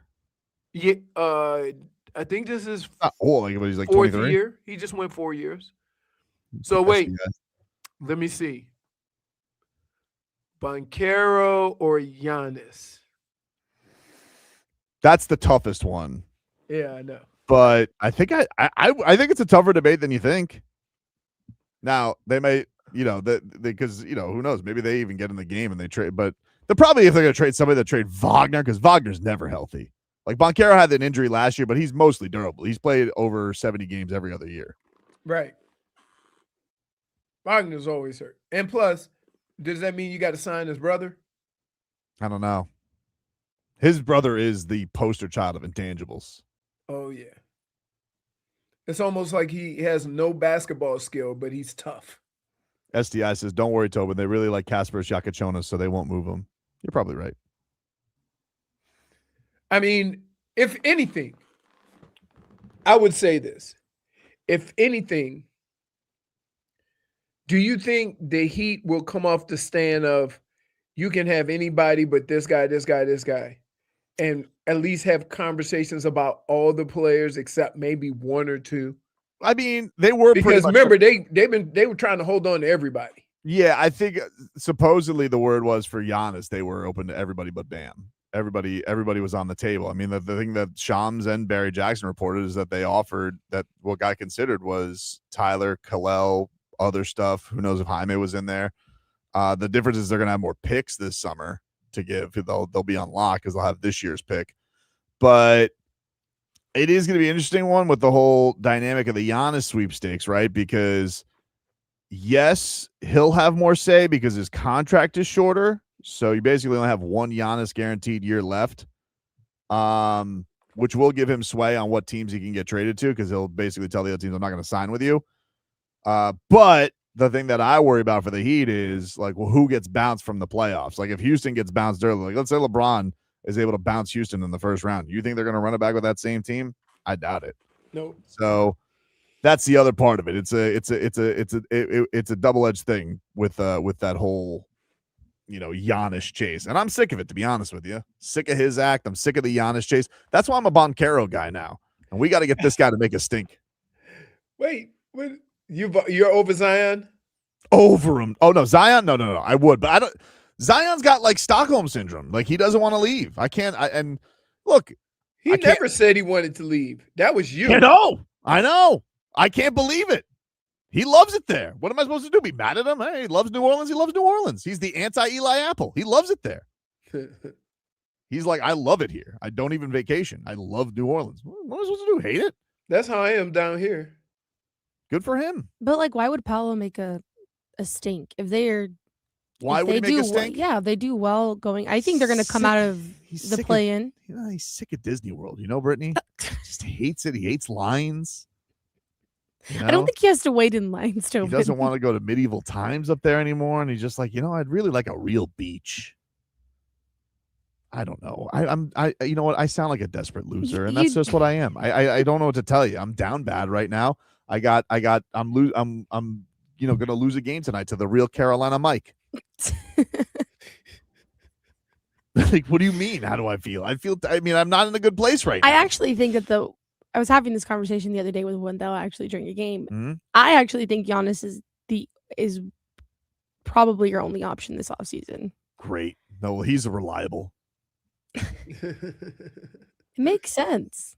Look, it does make sense. I get it, because but then again, like, what if the Knicks get dropped early, and then all of a sudden he's like, I guess I'm gonna go there. I just don't know that the Knicks are gonna give the Bucks what they want for that. And I also remember, like, with the Rockets, it's hard because they didn't have Van Fleet the whole season this year. So they might want to run it back and see what it's like with him. Nobody wants to run things back with Fred VanVleet. He was playing very well before he got hurt. Whatever, dude. Hey, man, I'm not nobody allowed. wants to run it Hottest back. chick in the game right now, man. Enough of you. They just paid him though. Who? Fred VanVleet? Yeah. Nah, I think he's only got like 1 year left. I thought he just signed I thought he signed an extension last year. Not a long one. Okay. All right. Not a long one. Okay. But he does have 150,000. I can't believe this guy's a fraud. He's got one hit. But if it works, it works. Like, do you blame him? He's like the who's that guy who does the song "Proud to Be an American"? Is that Lee Greenwald, who just keeps changing the song for every other country? I don't even know what you're talking about. There's a whole thing of this Lee Greenwald, like, he does the "Proud to Be an American" thing. He does it for every country. He's got "I'm proud to be from Sweden," "I'm proud to be a Canadian." He just keeps changing the words. That's why Mike has 150,000 in the bank, because you know guess what, so. he knows what works. Yeah, he's got one note, and he just sticks to it. He's just like, you know what? This is what I got, and this is what I'm rolling with. Sweet, get myself something good to eat. Build a basketball court outside my house, but the HOA is gonna make me tear it down. Like, that story really probably happened to him, right? The HOA definitely did tell him to tear it down. Well, in the Carolina video, he was doing a tennis court. So I'm not sure if it's a true wow. story. I'm not sure how the validity. Oh, that was a mess. You can give me my word minus for me, one. dog. Yep. For stumbling, The for truth. butchering English. Any more? No, those are the Okay, only ones okay. I have that are appropriate for this time. You're lucky. So yeah, first it was a tennis court. Now it's a basketball court. Well, HOA can kick rocks. I'm sorry. I'm surprised HOA hasn't like ripped his studio out. Get a new song. All right, we'll take a break. When we come back, the damage is done, my friend. Next.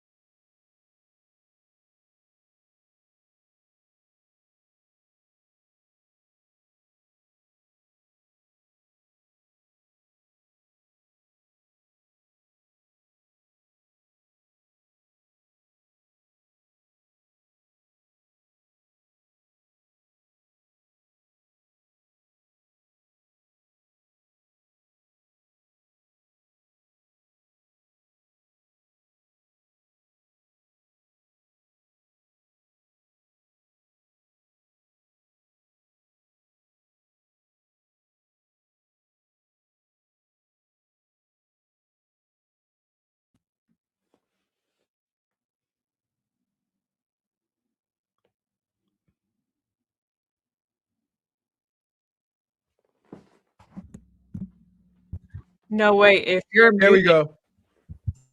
I can hear. Who hit the button? Now I can't hear Tobin. no, if you're muted, you can still hear us. Now can you hear me? Yes.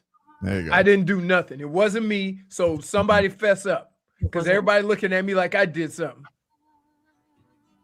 I didn't do anything. Okay.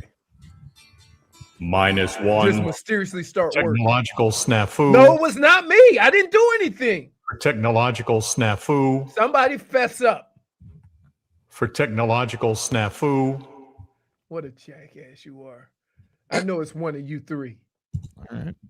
I mean, who else would it be? Well, we're the It only wasn't three people us. here. I know it wasn't me. I didn't do anything. I don't control StreamYard, so I don't know what to tell you. That sounds like a Jennifer thing. And usually it's the person that goes, "Can you hear me now?" So you're blaming Tobin. I don't touch anything today. I'm not home. But I saw you go, boop. Can't hear me now? That means you hit a button. You did I something. literally didn't do anything. Okay. I saw that StreamYard was muted, but I didn't mute it. I unmuted it. Then you hit a button. I didn't mute it in the first place. I Right. fixed it. If anything, you should applaud me. Just give the weather. Yeah. Stop snafuing. I'm not snapping. You're a snafuer. Hold on. Oh, jeez. Accidentally hit the button. Yeah, we're supposed to take his word for it. All right, it's partly cloudy. Winds seem to be coming out of the east. It's been pretty breezy the last couple of days. 10, 15 miles an hour, gusting a little bit higher than that. You might get a little shower in the evening because, you know, when those breezes start coming out of the east, we start hearing about the cone of uncertainty because this is when it's almost around the time of year we start looking at clouds coming off Africa. Cone of uncertainty was whose snafu it was, but I'm pretty sure it was yours. It wasn't. All right, if you say so. Wait, let me ask you a question. If something was muted and then you hit the button to unmute it, It means I fixed it. okay, then I don't use You would agree, though. Like, I mean, you have more snafus than anybody. It's most absolutely. likely you. Yeah. But it wasn't me. Okay, if you say so. Let's get the damage. I can't mute. I Oh can't my mute. goodness, this is a whole damage. If you get unmuted, that doesn't mean you can't hear us. You just can't speak. That's it. We didn't do anything. Okay. I didn't push no buttons. Then Maybe all I you heard, kinda can you did hear me listen now? something. Yes. I think you're a Fess bit of, up. I think you're a bit of a technological gaslighter. I got to be honest with you. No. Fess up. It's one of you two. I do not control. Literally Please, didn't please. touch anything. Stop this. Okay. Bam said so. Oh yeah. Hey, Leroy, stop this. All right. Can I press open now? I Yes. see you in a week, Bam. Hey. Shh. Go on.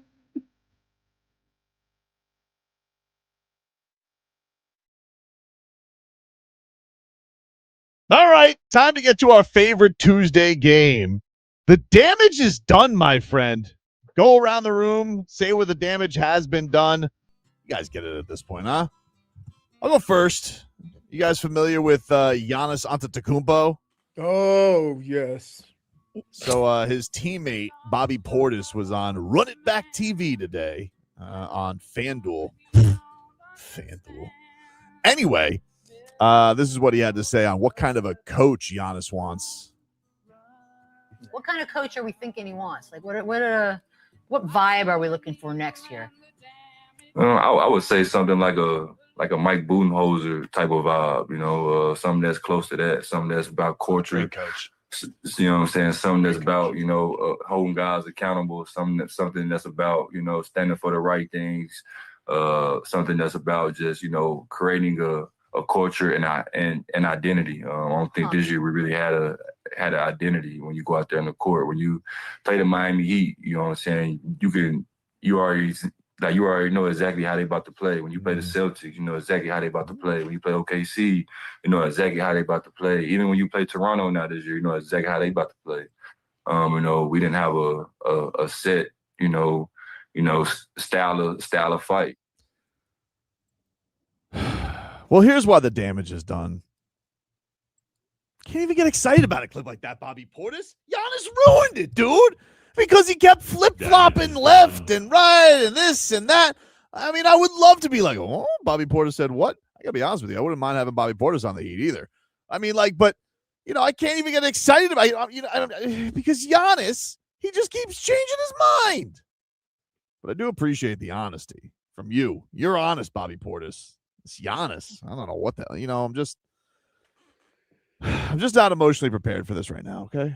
I'm not really emotionally ready to answer that right now. Because the damage is done. All this flip-floppery from Giannis this year. Damage is done. I'd love to get excited about a clip like that. Giannis ruined it. Leroy? All right. So I went and played the Blue Monster yesterday. And it's fun playing the golf course under PGA Tour conditions.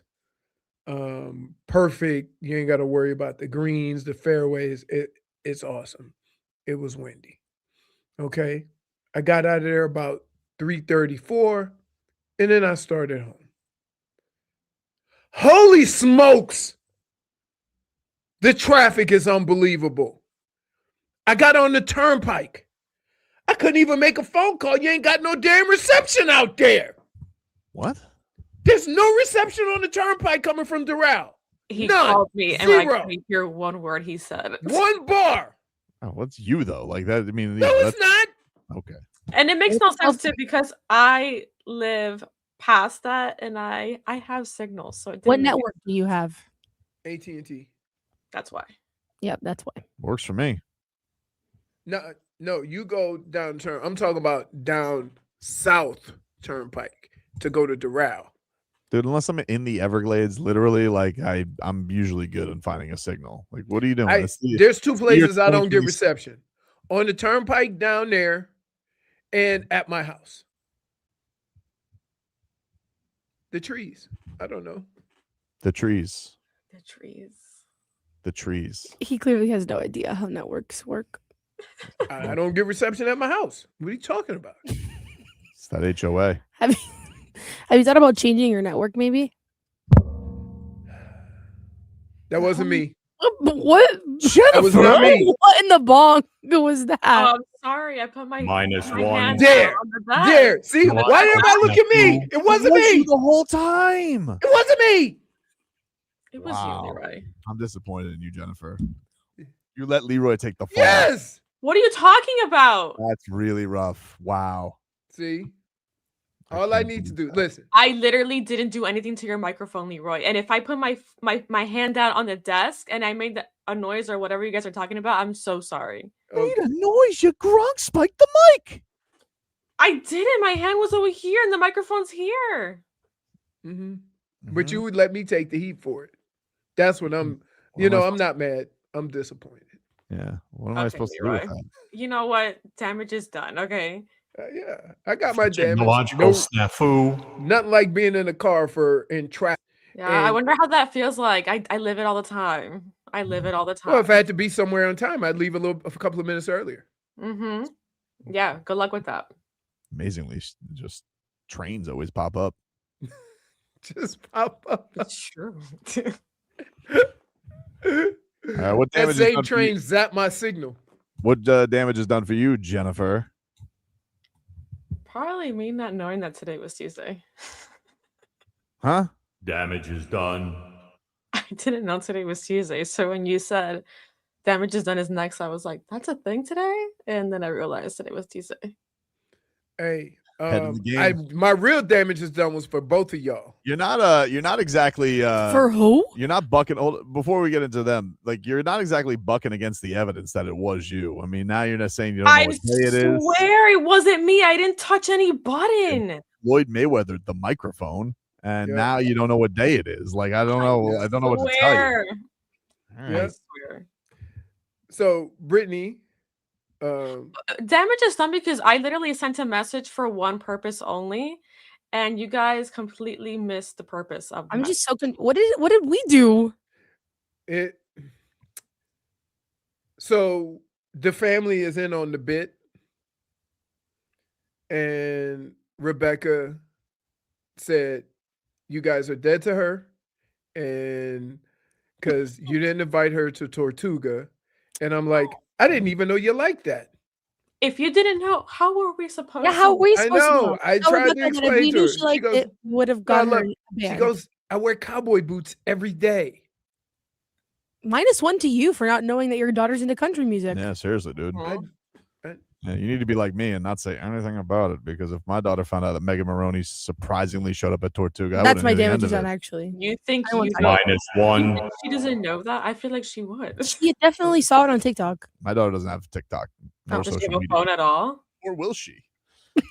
Really? I mean, that works. I mean, That's fair. No, that's I wouldn't that's want fair. her to do that either. No, she has a phone to text me. She can text. She doesn't need to be on Instagram. Maybe her friends told her. Her That's friends cool. definitely said something. My Yeah. friends are idiots. No, I My mean, yeah. goodness. I mean, we know. Like, I mean, they're all named after plants. I'm like, Plants? What? your friend's name is Lily Pad? That's the dumbest thing I've ever heard. I'm sure the child's name is not Lily Pad. Okay. I'm telling you. A bunch of these Just probably just Lily. a bunch of these hippie parents that are giving their kids weird names. She goes, "Cattails being a real piece of work." I'm like, What? Yep. What is going on? Anyway. Oh man. So what damage is done for you, Brittany? Oh my god, I have a list of damages is done. Go at it. Want to try I that have one a again? scroll. Damage is done. I said damages is The done. word It was for me, plural. It was I'm using plural. I'm saying it in a plural way. Stop, don't. I said it plural. Just because it's maybe not proper English. -1 for butchering English. Yeah, there you go. You can give me that one. All right. So my damages done goes to Jeep and any affiliate of Jeep. Chrysler in Because general? I Is that what just you're- Chrysler, Jeep, Dodge in general. Because I got a Jeep Grand Cherokee last year. I got a Jeep Grand Cherokee last year. Hasn't even been a year yet, and I've had to get the battery changed twice. The Oh, car has man. not started on me twice. You got one of those defunct Chargers? I don't know what the problem is. They Probably tell what me it is. they are telling me at the dealership that this happens with this model of car, and They don't tell you that before you buy it. exactly my point. They said that if the key's too close to the car when it's not running, it can wake up the car, and all of like there's two batteries, and the smaller battery is like the navigation and the stop start and everything. So if the small battery is being overworked, then it drains the big battery. All I have to say is damage is done, because why are you selling people cars that every Damage couple is months done. just, stop working? So that's my damage is done. And they had my car for like 48 hours and it was just a mess. So that's one of my damages done. My next damage is done goes to anybody who has anything bad to say about Justin Bieber's performance at Coachella. What did he do? Well, did you see his performance? I did not. I don't really Where know he was anything about playing Coachella. sound Damage bits is off done. YouTube. Okay, well, here's the thing. Damage is done, Jennifer, because it doesn't take long to research things, okay? And everybody's talking trash about him not singing the full songs, but what they don't understand is that he doesn't own the rights to his songs.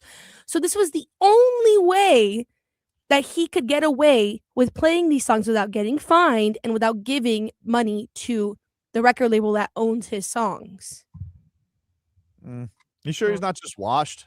I mean, he's been at it for a long time. How What? dare I you mean, it's a fair say- question. Whoa! How? Wow! There's a lot of Hey. miles on that voice. I didn't think that the hill you would stand dare- on is Justin Bieber. How dare you? Why? Oh, you don't know Brittany. How dare you? It's possible. It's been out No, for a he's not. long What? Listen, one thing about his performances, maybe it wasn't, very lights, performance, camera flashing, craziness, but the microphone was on and he was singing. His vocals were so good. The only thing that people had a problem was that he had a laptop on stage, and in order to play his old music, he was looking up the songs on YouTube and playing them and singing them that way, but he wasn't singing the full songs. So then people were like, oh, blah blah blah blah blah. You were lazy and you're cheating people out of an No, he's experience and all trying this not to stuff. get sued while entertaining you Exactly. clowns. What about him playing Exactly. memes? That was funny. No, because they just don't. You guys just don't get it. Oh my You goodness. just You're don't get kind it. of justifying Oh it. boy, Sounds like you he's are fun. defense. No. Hey, I Oh. tell you what, if the I Heat get play the that right kind of part, defense but, like- tonight, they only gonna give up 99 points. Also, people are mad about he played what, 2 memes? Like, that's 2 seconds of an hour and a half set. Like, don't be mad at him. He played all of his new music. He just came out with 2 new albums, and people are mad that he played most of music from that. Well, he just came out with Well, those that's albums. what everybody wants to definitely hear from Justin Bieber. New music. That's what I want to hear from Justin Bieber. Is it? Yeah, I love Justin Bieber. Yeah, And I love his music in general. And yes, I like his old music, but I understand why he can't play his old music. I never But figured what that one can he out. play? What can he play? Like Baby and I don't know He can't what play else. anything prior to Swag that just came out. Swag 1 and Swag 2. He cannot play anything prior to Is that. that the song they play before Heat fourth quarters? You're my damages done now. All 3 of you.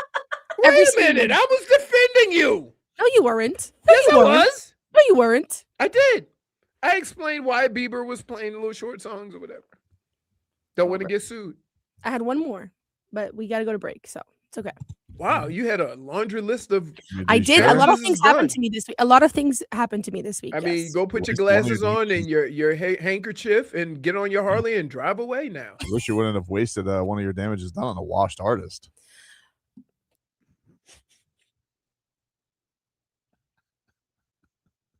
Are we on break or did you just mute your mic because you're upset? She's upset. Okay. I mean, it's a lot of money. It's like Canelo at 35. You know, he started boxing at 16 professionally, so it's not the same, you know? So what is Justin? He's like 33? No, Justin's younger.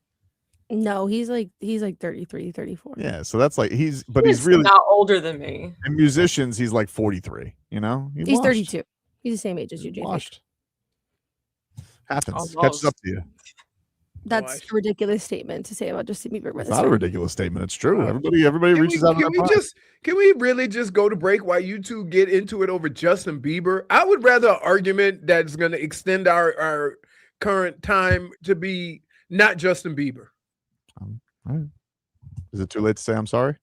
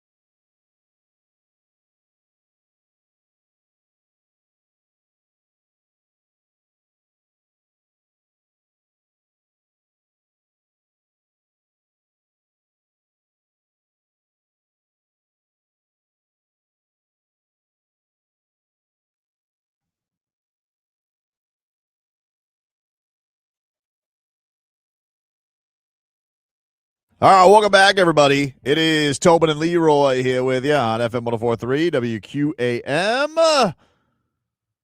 Take you guys up until 2 here on the program. Let's get to our headlines. Brought to you by Doral Kia. You always pay less with your Pricito at Doral Kia.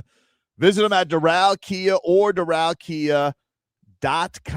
As tonight, you got the Heat, Hornets in action. 9-10 play-in game, 7:30. Coverage on FM 104.3 begins at 6:15. Still 6:15. It is the play-in. Do we do an extra time, Brittany? What are we doing today? Still 6:15?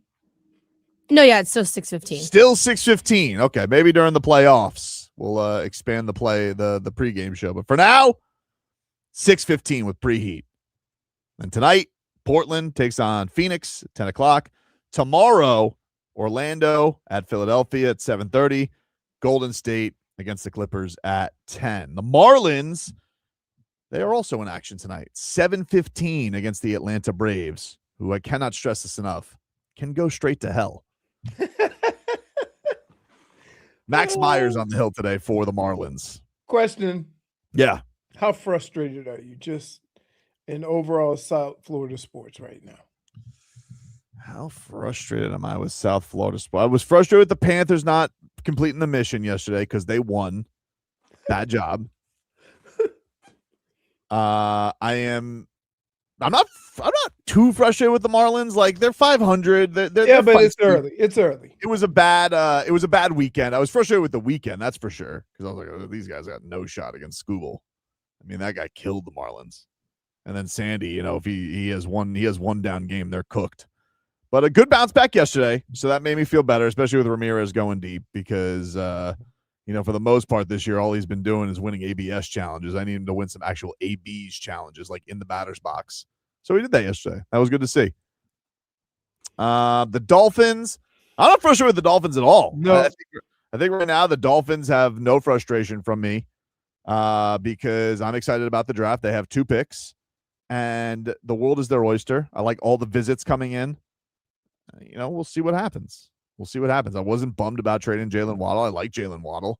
Yeah. Yesterday we talked about the De'Von Achane thing because there was Omar reported that the Dolphins aren't close with Brewer or Brooks or Achane.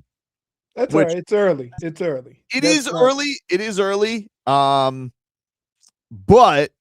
he's not at any of the meetings or the off-season stuff. And the draft is next week. So, you would like to know that he's for sure you're good with, you're going to get this done. I want them to be confident because if not, I would like them to have a pick for next week. Just move on. So you're saying if you're not going to be able to do any of this, get a pick now. Right. Even though this draft isn't worth acquiring more picks than you already have? Well, I mean, that's just fodder that's out there. We don't know for sure the draft isn't worth it. I mean, you're going to be sitting here. My hope is for the Dolphins, you're going to be sitting here in years and you're not going to have very high picks for long. So, I'm looking at it and the thing that you always want is volume. You want as many cracks at it. He's talked about this as much as possible. All I'm saying with the Achane thing, it's a little squirrely because of his position. Will you ever have the opportunity to get a late first for him? Now, maybe you just want to say, hey, we won't get a player as good as De'Von Achane. So that's what I believe. Fine. And I'm with you, but then you got to get the deal done. I don't want to be sitting here in training camp and you're still hemming and hawing about a deal because, they don't want to felt like they lost on a deal right off the bat. It doesn't have to happen right this second is all I'm saying. It doesn't have to happen this second. Of course, why would you need a deal done by April unless it's going to actually be contentious and it's going to go long? Because here's the thing. Once he plays again, you probably won't ever get a first-round pick, even a late one for him ever again, because he's going to get older, the position he plays. So that's why, to me, there's a little bit of urgency. It's not like red alert, but I'm saying, I hope they have the temperature on being able to get a deal done. Even if they're not close, do they think it's possible that a deal will actually get done? Or is it something that, does seem unlikely and they should go in another direction? I don't know. They've said everything publicly. They seem to love him and they want to bring him back.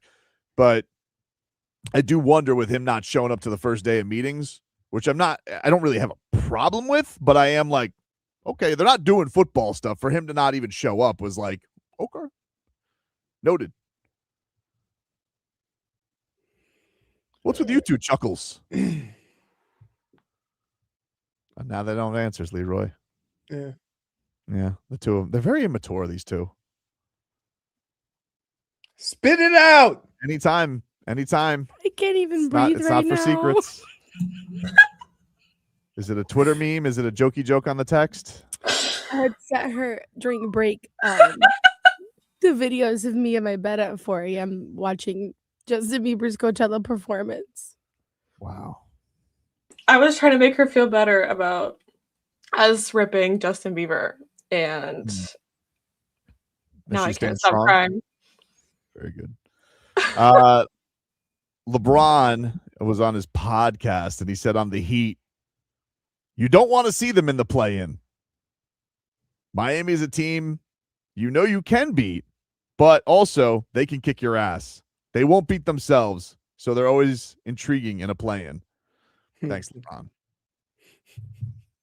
Appreciate your thoughts on that. Captain Obvious. Appreciate that, dude. You riveting. One day, LeBron, I hope that you milk Mike Tirico for gazillions of dollars for one interview that they could just play over one season, because with insight like that, thank you, buddy. Appreciate that. Just bang up job. Just a bang up job. So, yeah. But no, that's the only thing I'm with the Achane thing is I'm just it's not worry. It's just like, oh, well, do they have to decide to get something for him? Because like this may be the best. See, like this may be the best deal they get for him because of his value, his age. But I also understand, like, we're gonna get somebody better at 30 than him because he was basically the MVP of the team last year. Right. I don't know. I just kind of think of it as I don't think you're going to find a player as good as him. But if you make the assessment that we're going to be where we need to be in 2 years, then where is Achane going to be in 2 years? Right. And would you have wasted productivity out of a player if it takes you too long to get back to competitive, to being competitive? Yeah, that being said, you also have to understand that a lot of these guys are thinking we can do something where we can compete this year. It might not be for a championship, but if we can get some consistency and some players that we can depend on and then build around that, then we'll be ready sooner. So there's a lot of things that they have to think about. Most importantly, again, you have one of maybe 5 or 6 players. You have a guy that's one of 5 or 6 players in the whole NFL. Mm-hmm. That's hard to get rid of, even though Carolina did it with Christian McCaffrey. Yeah, but that's one of those things too. It's like he is a running back. He's an awesome running back, but it's not even like I'm worried about like him breaking down. Right. But like you said, even if it's 2 years is the window, all right, then what, do you just burn it out? Like, are they going to be good? Maybe they will be. Like, look, think about this. The AFC East right now, a little bit disarray. Right. I mean, the Bills have Josh Allen, but they have a stool pigeon as their head coach, right? That guy's just there as a puppet. And let's forget about the Patriots. Too horny. Eye is not on the prize. You got this Vrabel. They won't even talk about Vrabel. And here's the thing that's crazy about that. This general manager, nobody's asking, hey, is your head coach too horny to have his head in the game for the draft? Nobody wants to ask this question? Hey, let me ask you something, Boston media. Where's your teeth? You guys always say, we are the toughest Boston media market. Tougher than New York. Where are your questions about your horny coach? No questions for the GM? Interesting. That's it. And then forget it. I mean, the Jets are the Jets. So maybe the window is there. But I have no idea if Malik Willis is good. So I don't know. We may have that's kind of part of it too. But I would then say this. think about it from this perspective. The Dolphins have a game-changing player, and they're going to spend $10 to $15 million for him.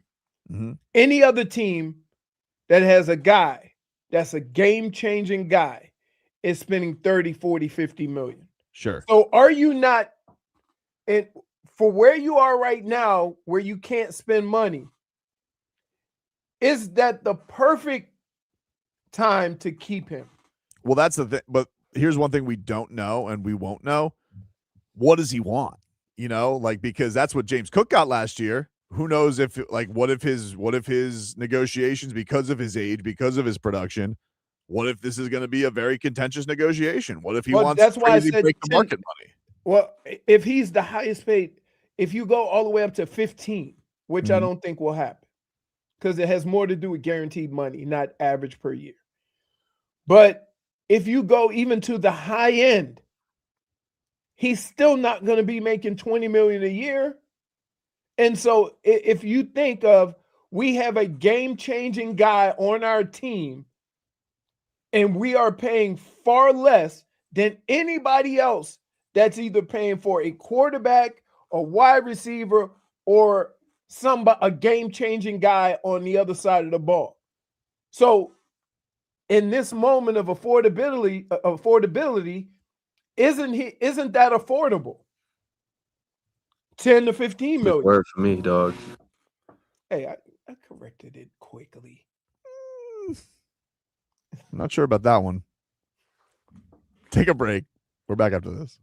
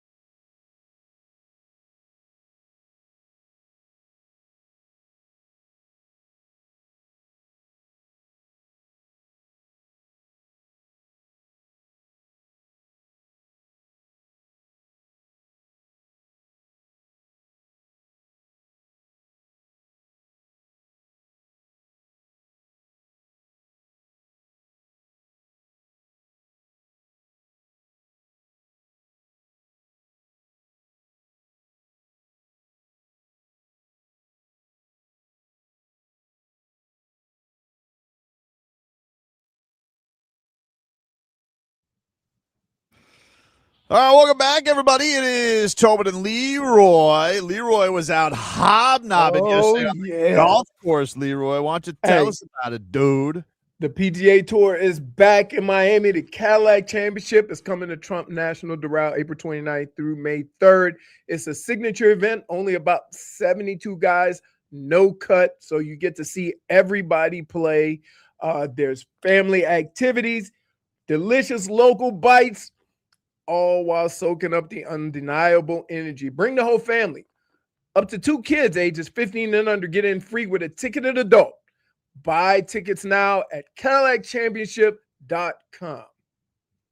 All righty. It's going to be cool because this is one of the few events you don't have to worry about who plays, because the way they do the point system, all of the big names play. So you're going to have Rory, Scotty, Tommy Fleetwood, Justin Rose, Xander Schauffele, Cameron Young, all these guys that you just saw in the Masters are going to play in this event because it's one of those events. Did you get the goozies for Rory winning again? We didn't get to talk to you about it yesterday. It was pretty cool. Nobody would have ever guessed that he had the winning score after Friday.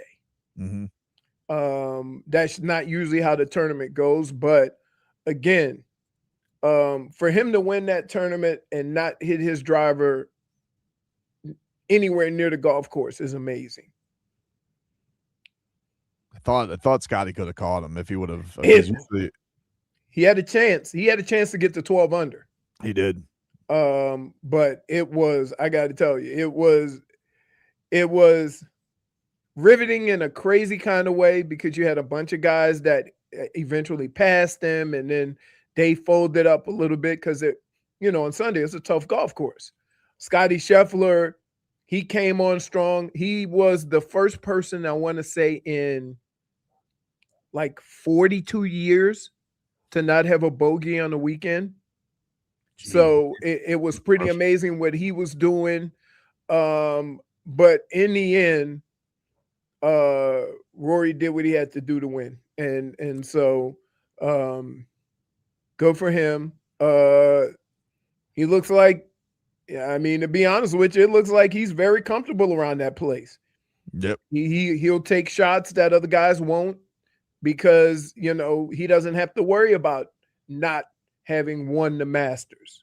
No, it had to have helped him. And I felt like I was kind of watching at the Heat game, so I was like, I wasn't watching with any commentary on, but I kept seeing him like he kept hitting it into the damn trees and then just getting his way out of trouble.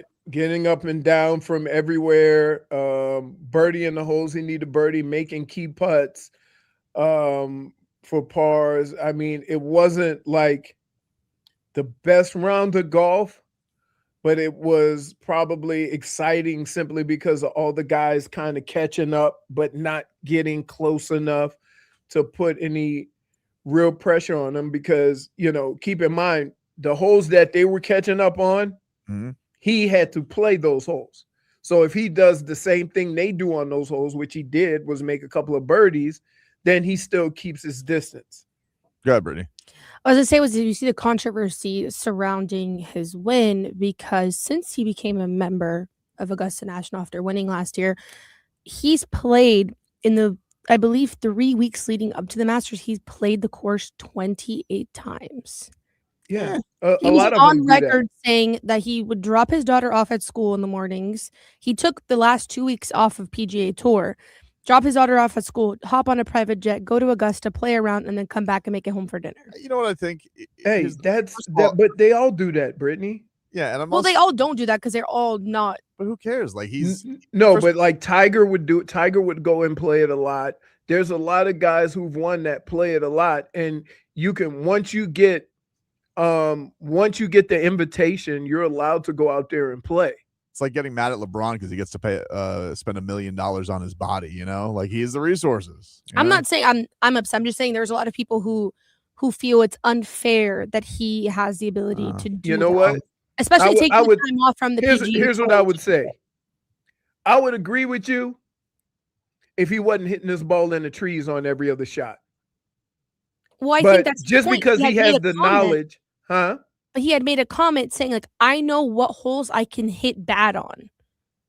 He he made comments saying like, I am very comfortable with this course because I have familiarized myself with it so much. But he didn't shy away from the fact that Sounds he has done this. Sounds like he did the research. But the other thing is that when you hit a ball in the trees, you're making an assumption that you're not going to be blocked out or something like that. He got extremely fortunate that every time he hit it in the trees, he had a shot.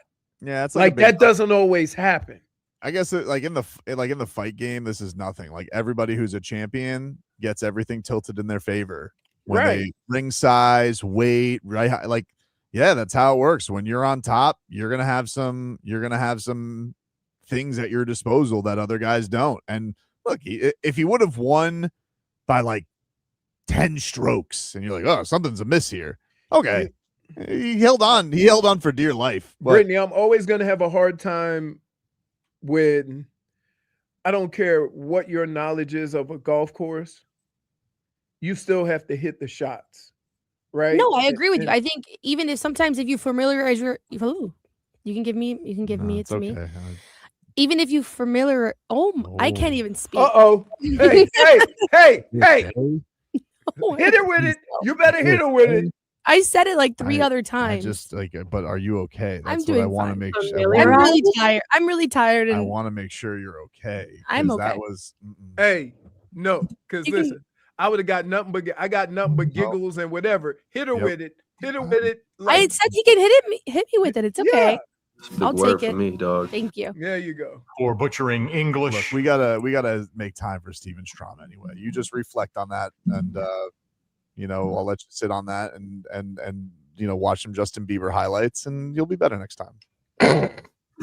I will. I promise. Not my best work. Marlins are in action tonight against the Braves. We'll talk about it. Steven Strom, Marlins radio pregame host. He joins us next.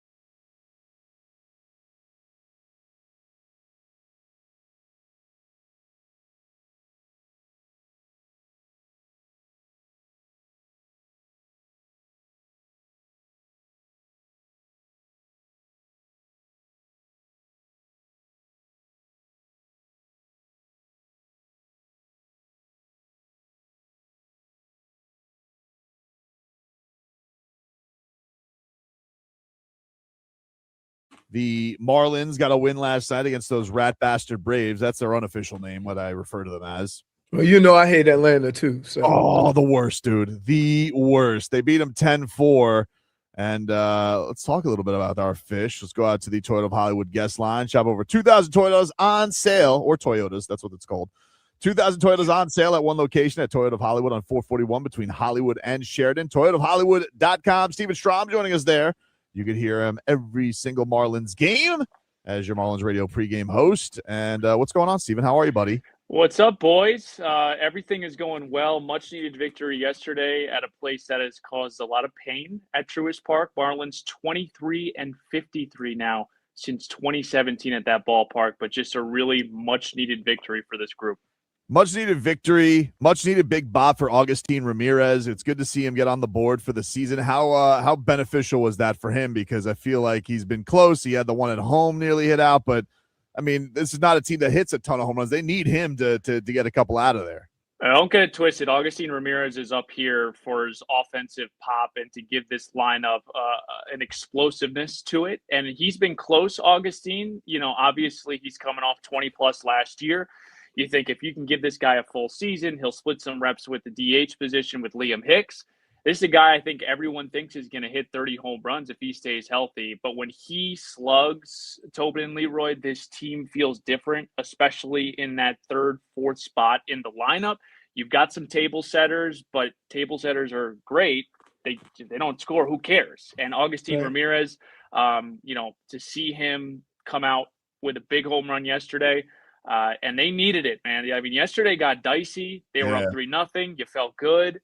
And then the Braves come all the way back that next inning. So the Marlins needed everything yesterday, and hopefully this is, the beginning of Agustin starting to really heat up and lift the ball. It's always been the big thing with him. He's got to lift the ball. He's got a high ground ball rate. I know he's been working hard offensively on that, and we saw that pay off yesterday. Steven, is there anybody on this team that's good enough to not have to do the lefty-righty thing? Because guys were in kind of a groove. There was a couple of guys in the groove early on the year, and then they go to the bench. And I think you have to have a pretty deep team to be able to play into those analytics. When you're not that deep and you can't go well into your bench, then you kind of need your best players out there regardless of who's pitching. Yeah, that's been the topic of conversation. Why isn't Casey playing against lefties? Why isn't Hicks playing against lefties? Here's probably why. A guy like Heriberto Hernandez, they have to figure out what he is. And if he can't hit against left, then he can't play. Austin Slater was brought here. He's leading off against lefties. They didn't just bring him in to sit on the bench. You have to give these other guys opportunities. Leroy, you know it. I mean, if a guy's playing every single day, that means someone is not. You know, someone like Javier Sanoja, is Sanoja going to get everyday reps? So the reason behind this, it's not Clayton wants to give opportunities to guys like Owen Casey, because ultimately you want to figure out if he's an everyday player like Kyle Stowers became last year. Stowers was still platooning, if you don't remember, in the beginning of the season, and then he earned his way into an everyday position. Same with Agustin Ramirez. Yes, when a lefty is towing the rubber, you're like, man, we don't got Casey in there, we don't got Hicks in there. But we also need to figure out, and again, it's 17 games, and you look at like Heriberto Hernandez's average, it's in the 100s. You still got to see this thing through. I don't know what the right amount of games for a sample size is. I'm not in that position of baseball operations. But you do have to give these guys some reps. And the other thing too, man, is like Casey ends up playing every day because he comes in a pinch hit situation. It's not about really who starts for me. It's about who finishes. All right. I got you. I just like you. I just always thought like to be able to make those changes, you have to be really deep and really good with the guys that you're bringing into play. And they have to far and exceed what they do lefty versus righty for it to even matter. And I think you kind of put a different twist on it that, no, we're trying to see what we have. And that's a way of seeing what everybody can do. And at some point they will, they may earn a spot regardless of who's pitching.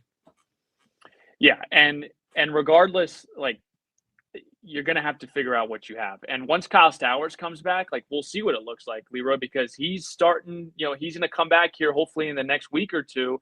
And now all of a sudden, where do the reps go for someone like Casey? Because you got 3 outfielders, obviously. Mm-hmm. You've got Marcy in center field. I know he's off to a slow start, but a very encouraging day yesterday, and I'll explain why later.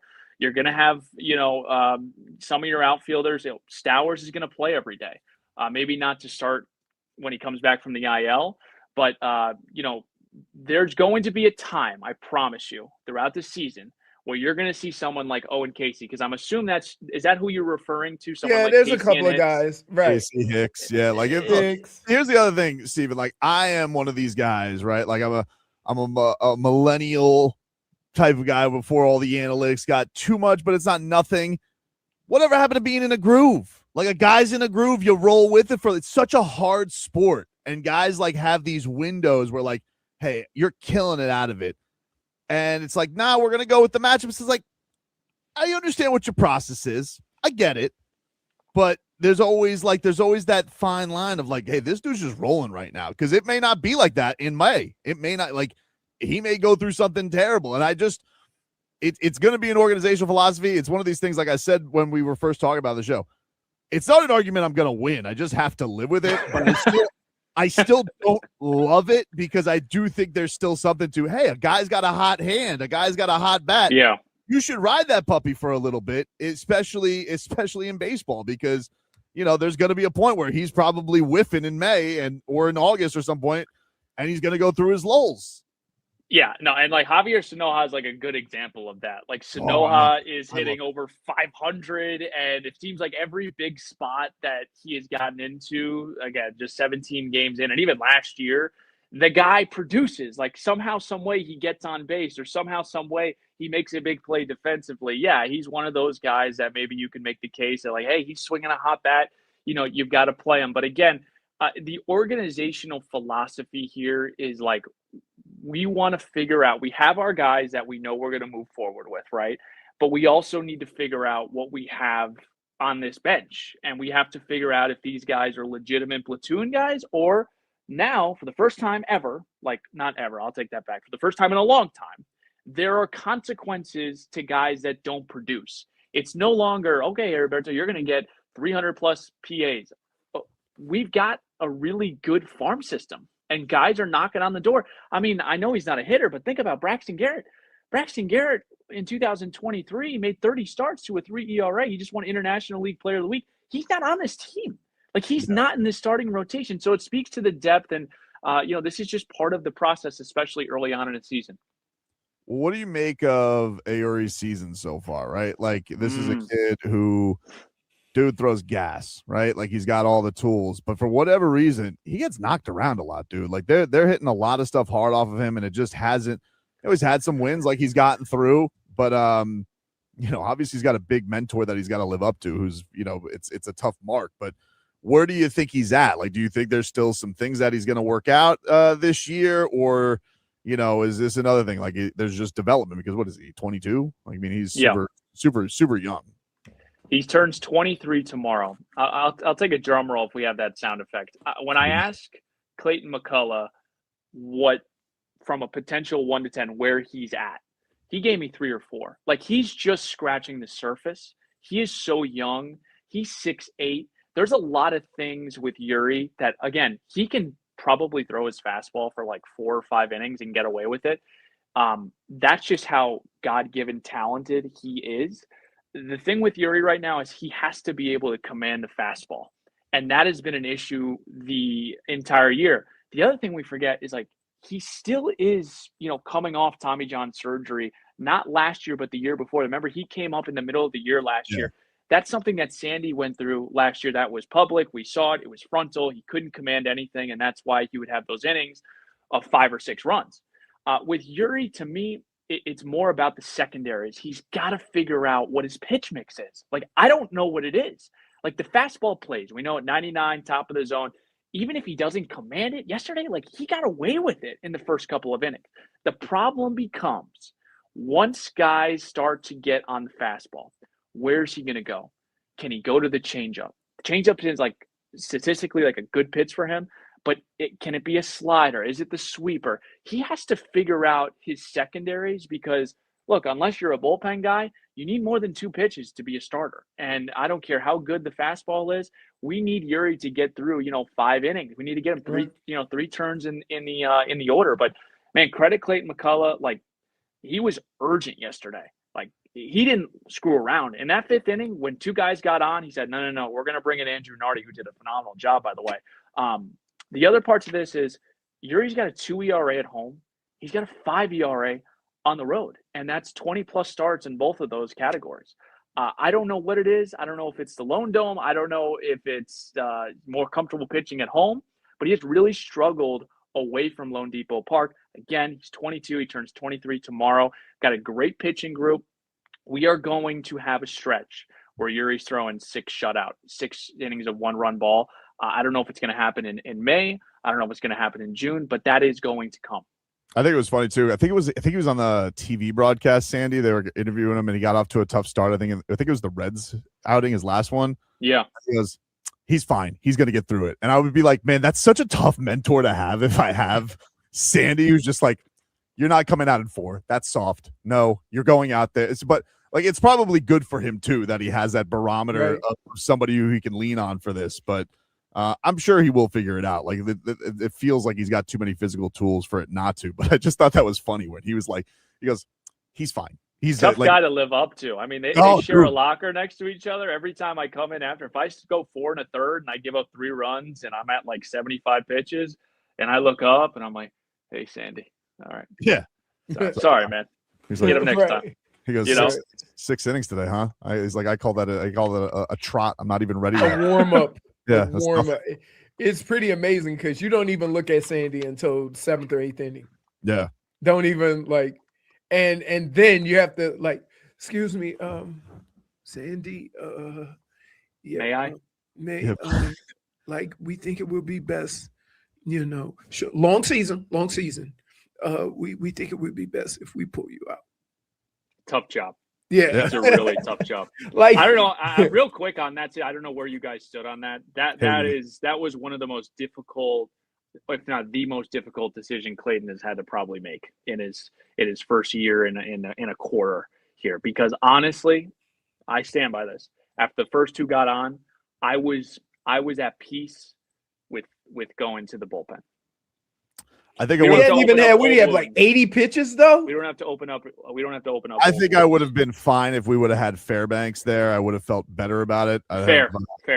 But it is what it is. I like Sandy's. I thought Sandy's description of it was fair too. He's like, you didn't even talk to me about it. Like, I think that's the thing that I do wish in today's day and age, like, you do have to feel out your place, especially a guy like him. Maybe not the young guys, but if Can anybody, I give you a counter? Sure. Last year, did you watch Sandy pitch? Yeah, it was tough, especially the start of the year. And Clayton stood by him, man. I mean, Clayton stood by him, gave him every 5th day. I mean, there were points where even I thought, I'm like, man, this is getting so out of hand. Like, you guys know what the phantom IL is? I know Sandy would never do that, but the phantom IL is when, my shoulder, like, I don't know. I feel something off with it. Like, I'm going to take, and he didn't do that. And that's not in Sandy's DNA, but like, look, like Clayton stuck by him during some really tough times. I mean, he threw to a 5 ERA. In fairness to Clayton, there are guys who eventually like build the resume, even if you're just in the first year with him. Like, there are guys that you're gonna, if it's Max Meyer tonight, fine, dude. Like, first of all, please be careful with him. Like, with how his career's gone, but him, I just, first of all, and look, we talked to him, Clayton, before the year. He knows that's a tough thing to go against. Good problem to have. It's not every player coach relationship is always going to be rosy with that stuff. The other thing is that he's got to have Sandy ready for the whole season. And so sometimes coaches early or managers earlier in the year, even if he's only had 80 pitches, he's like, great outing. Let's, build on it and go from there, instead of having him in the 8th inning with a 35 pitch inning. Where are we at with Stowers? You said about a week, but what's the word on him? Where is he going to, like a rehab start? Like what are we feeling about his whole status? Well, he was in Norfolk with the Jacksonville Jumbo Shrimp, so he's been playing the last couple of days. It's really just about timing with him if he feels good, because again, he just didn't have a lot of like spring training ABs, and the last thing you want to do is that kind of like that Norby situation last year. We talked about this on opening day. Like Norby pulled the oblique. I know it's a different injury. It's a hamstring for Stowers. But for Norby last year, he started on the shelf, felt like he needed to rush back, and then he ended up, getting off to a slow start. You don't want that. The Marlins have actually been, pretty decent without Stowers. I've actually been pleasantly surprised offensively how they've handled having, him that hit 25 homers last year. To me, it's about the timing and how he recovers. Because, there's, buzz that he's going to play some first base because of the hamstring. Just maybe, hey, let's get him back in the lineup. Look, let's not beat around the bush. Stowers is in the lineup because of his bat. He's fine defensively. Sure. But this guy hit 25 jacks, and he has a 900 OPS. Just hit. You know what I'm saying? He could play some first base.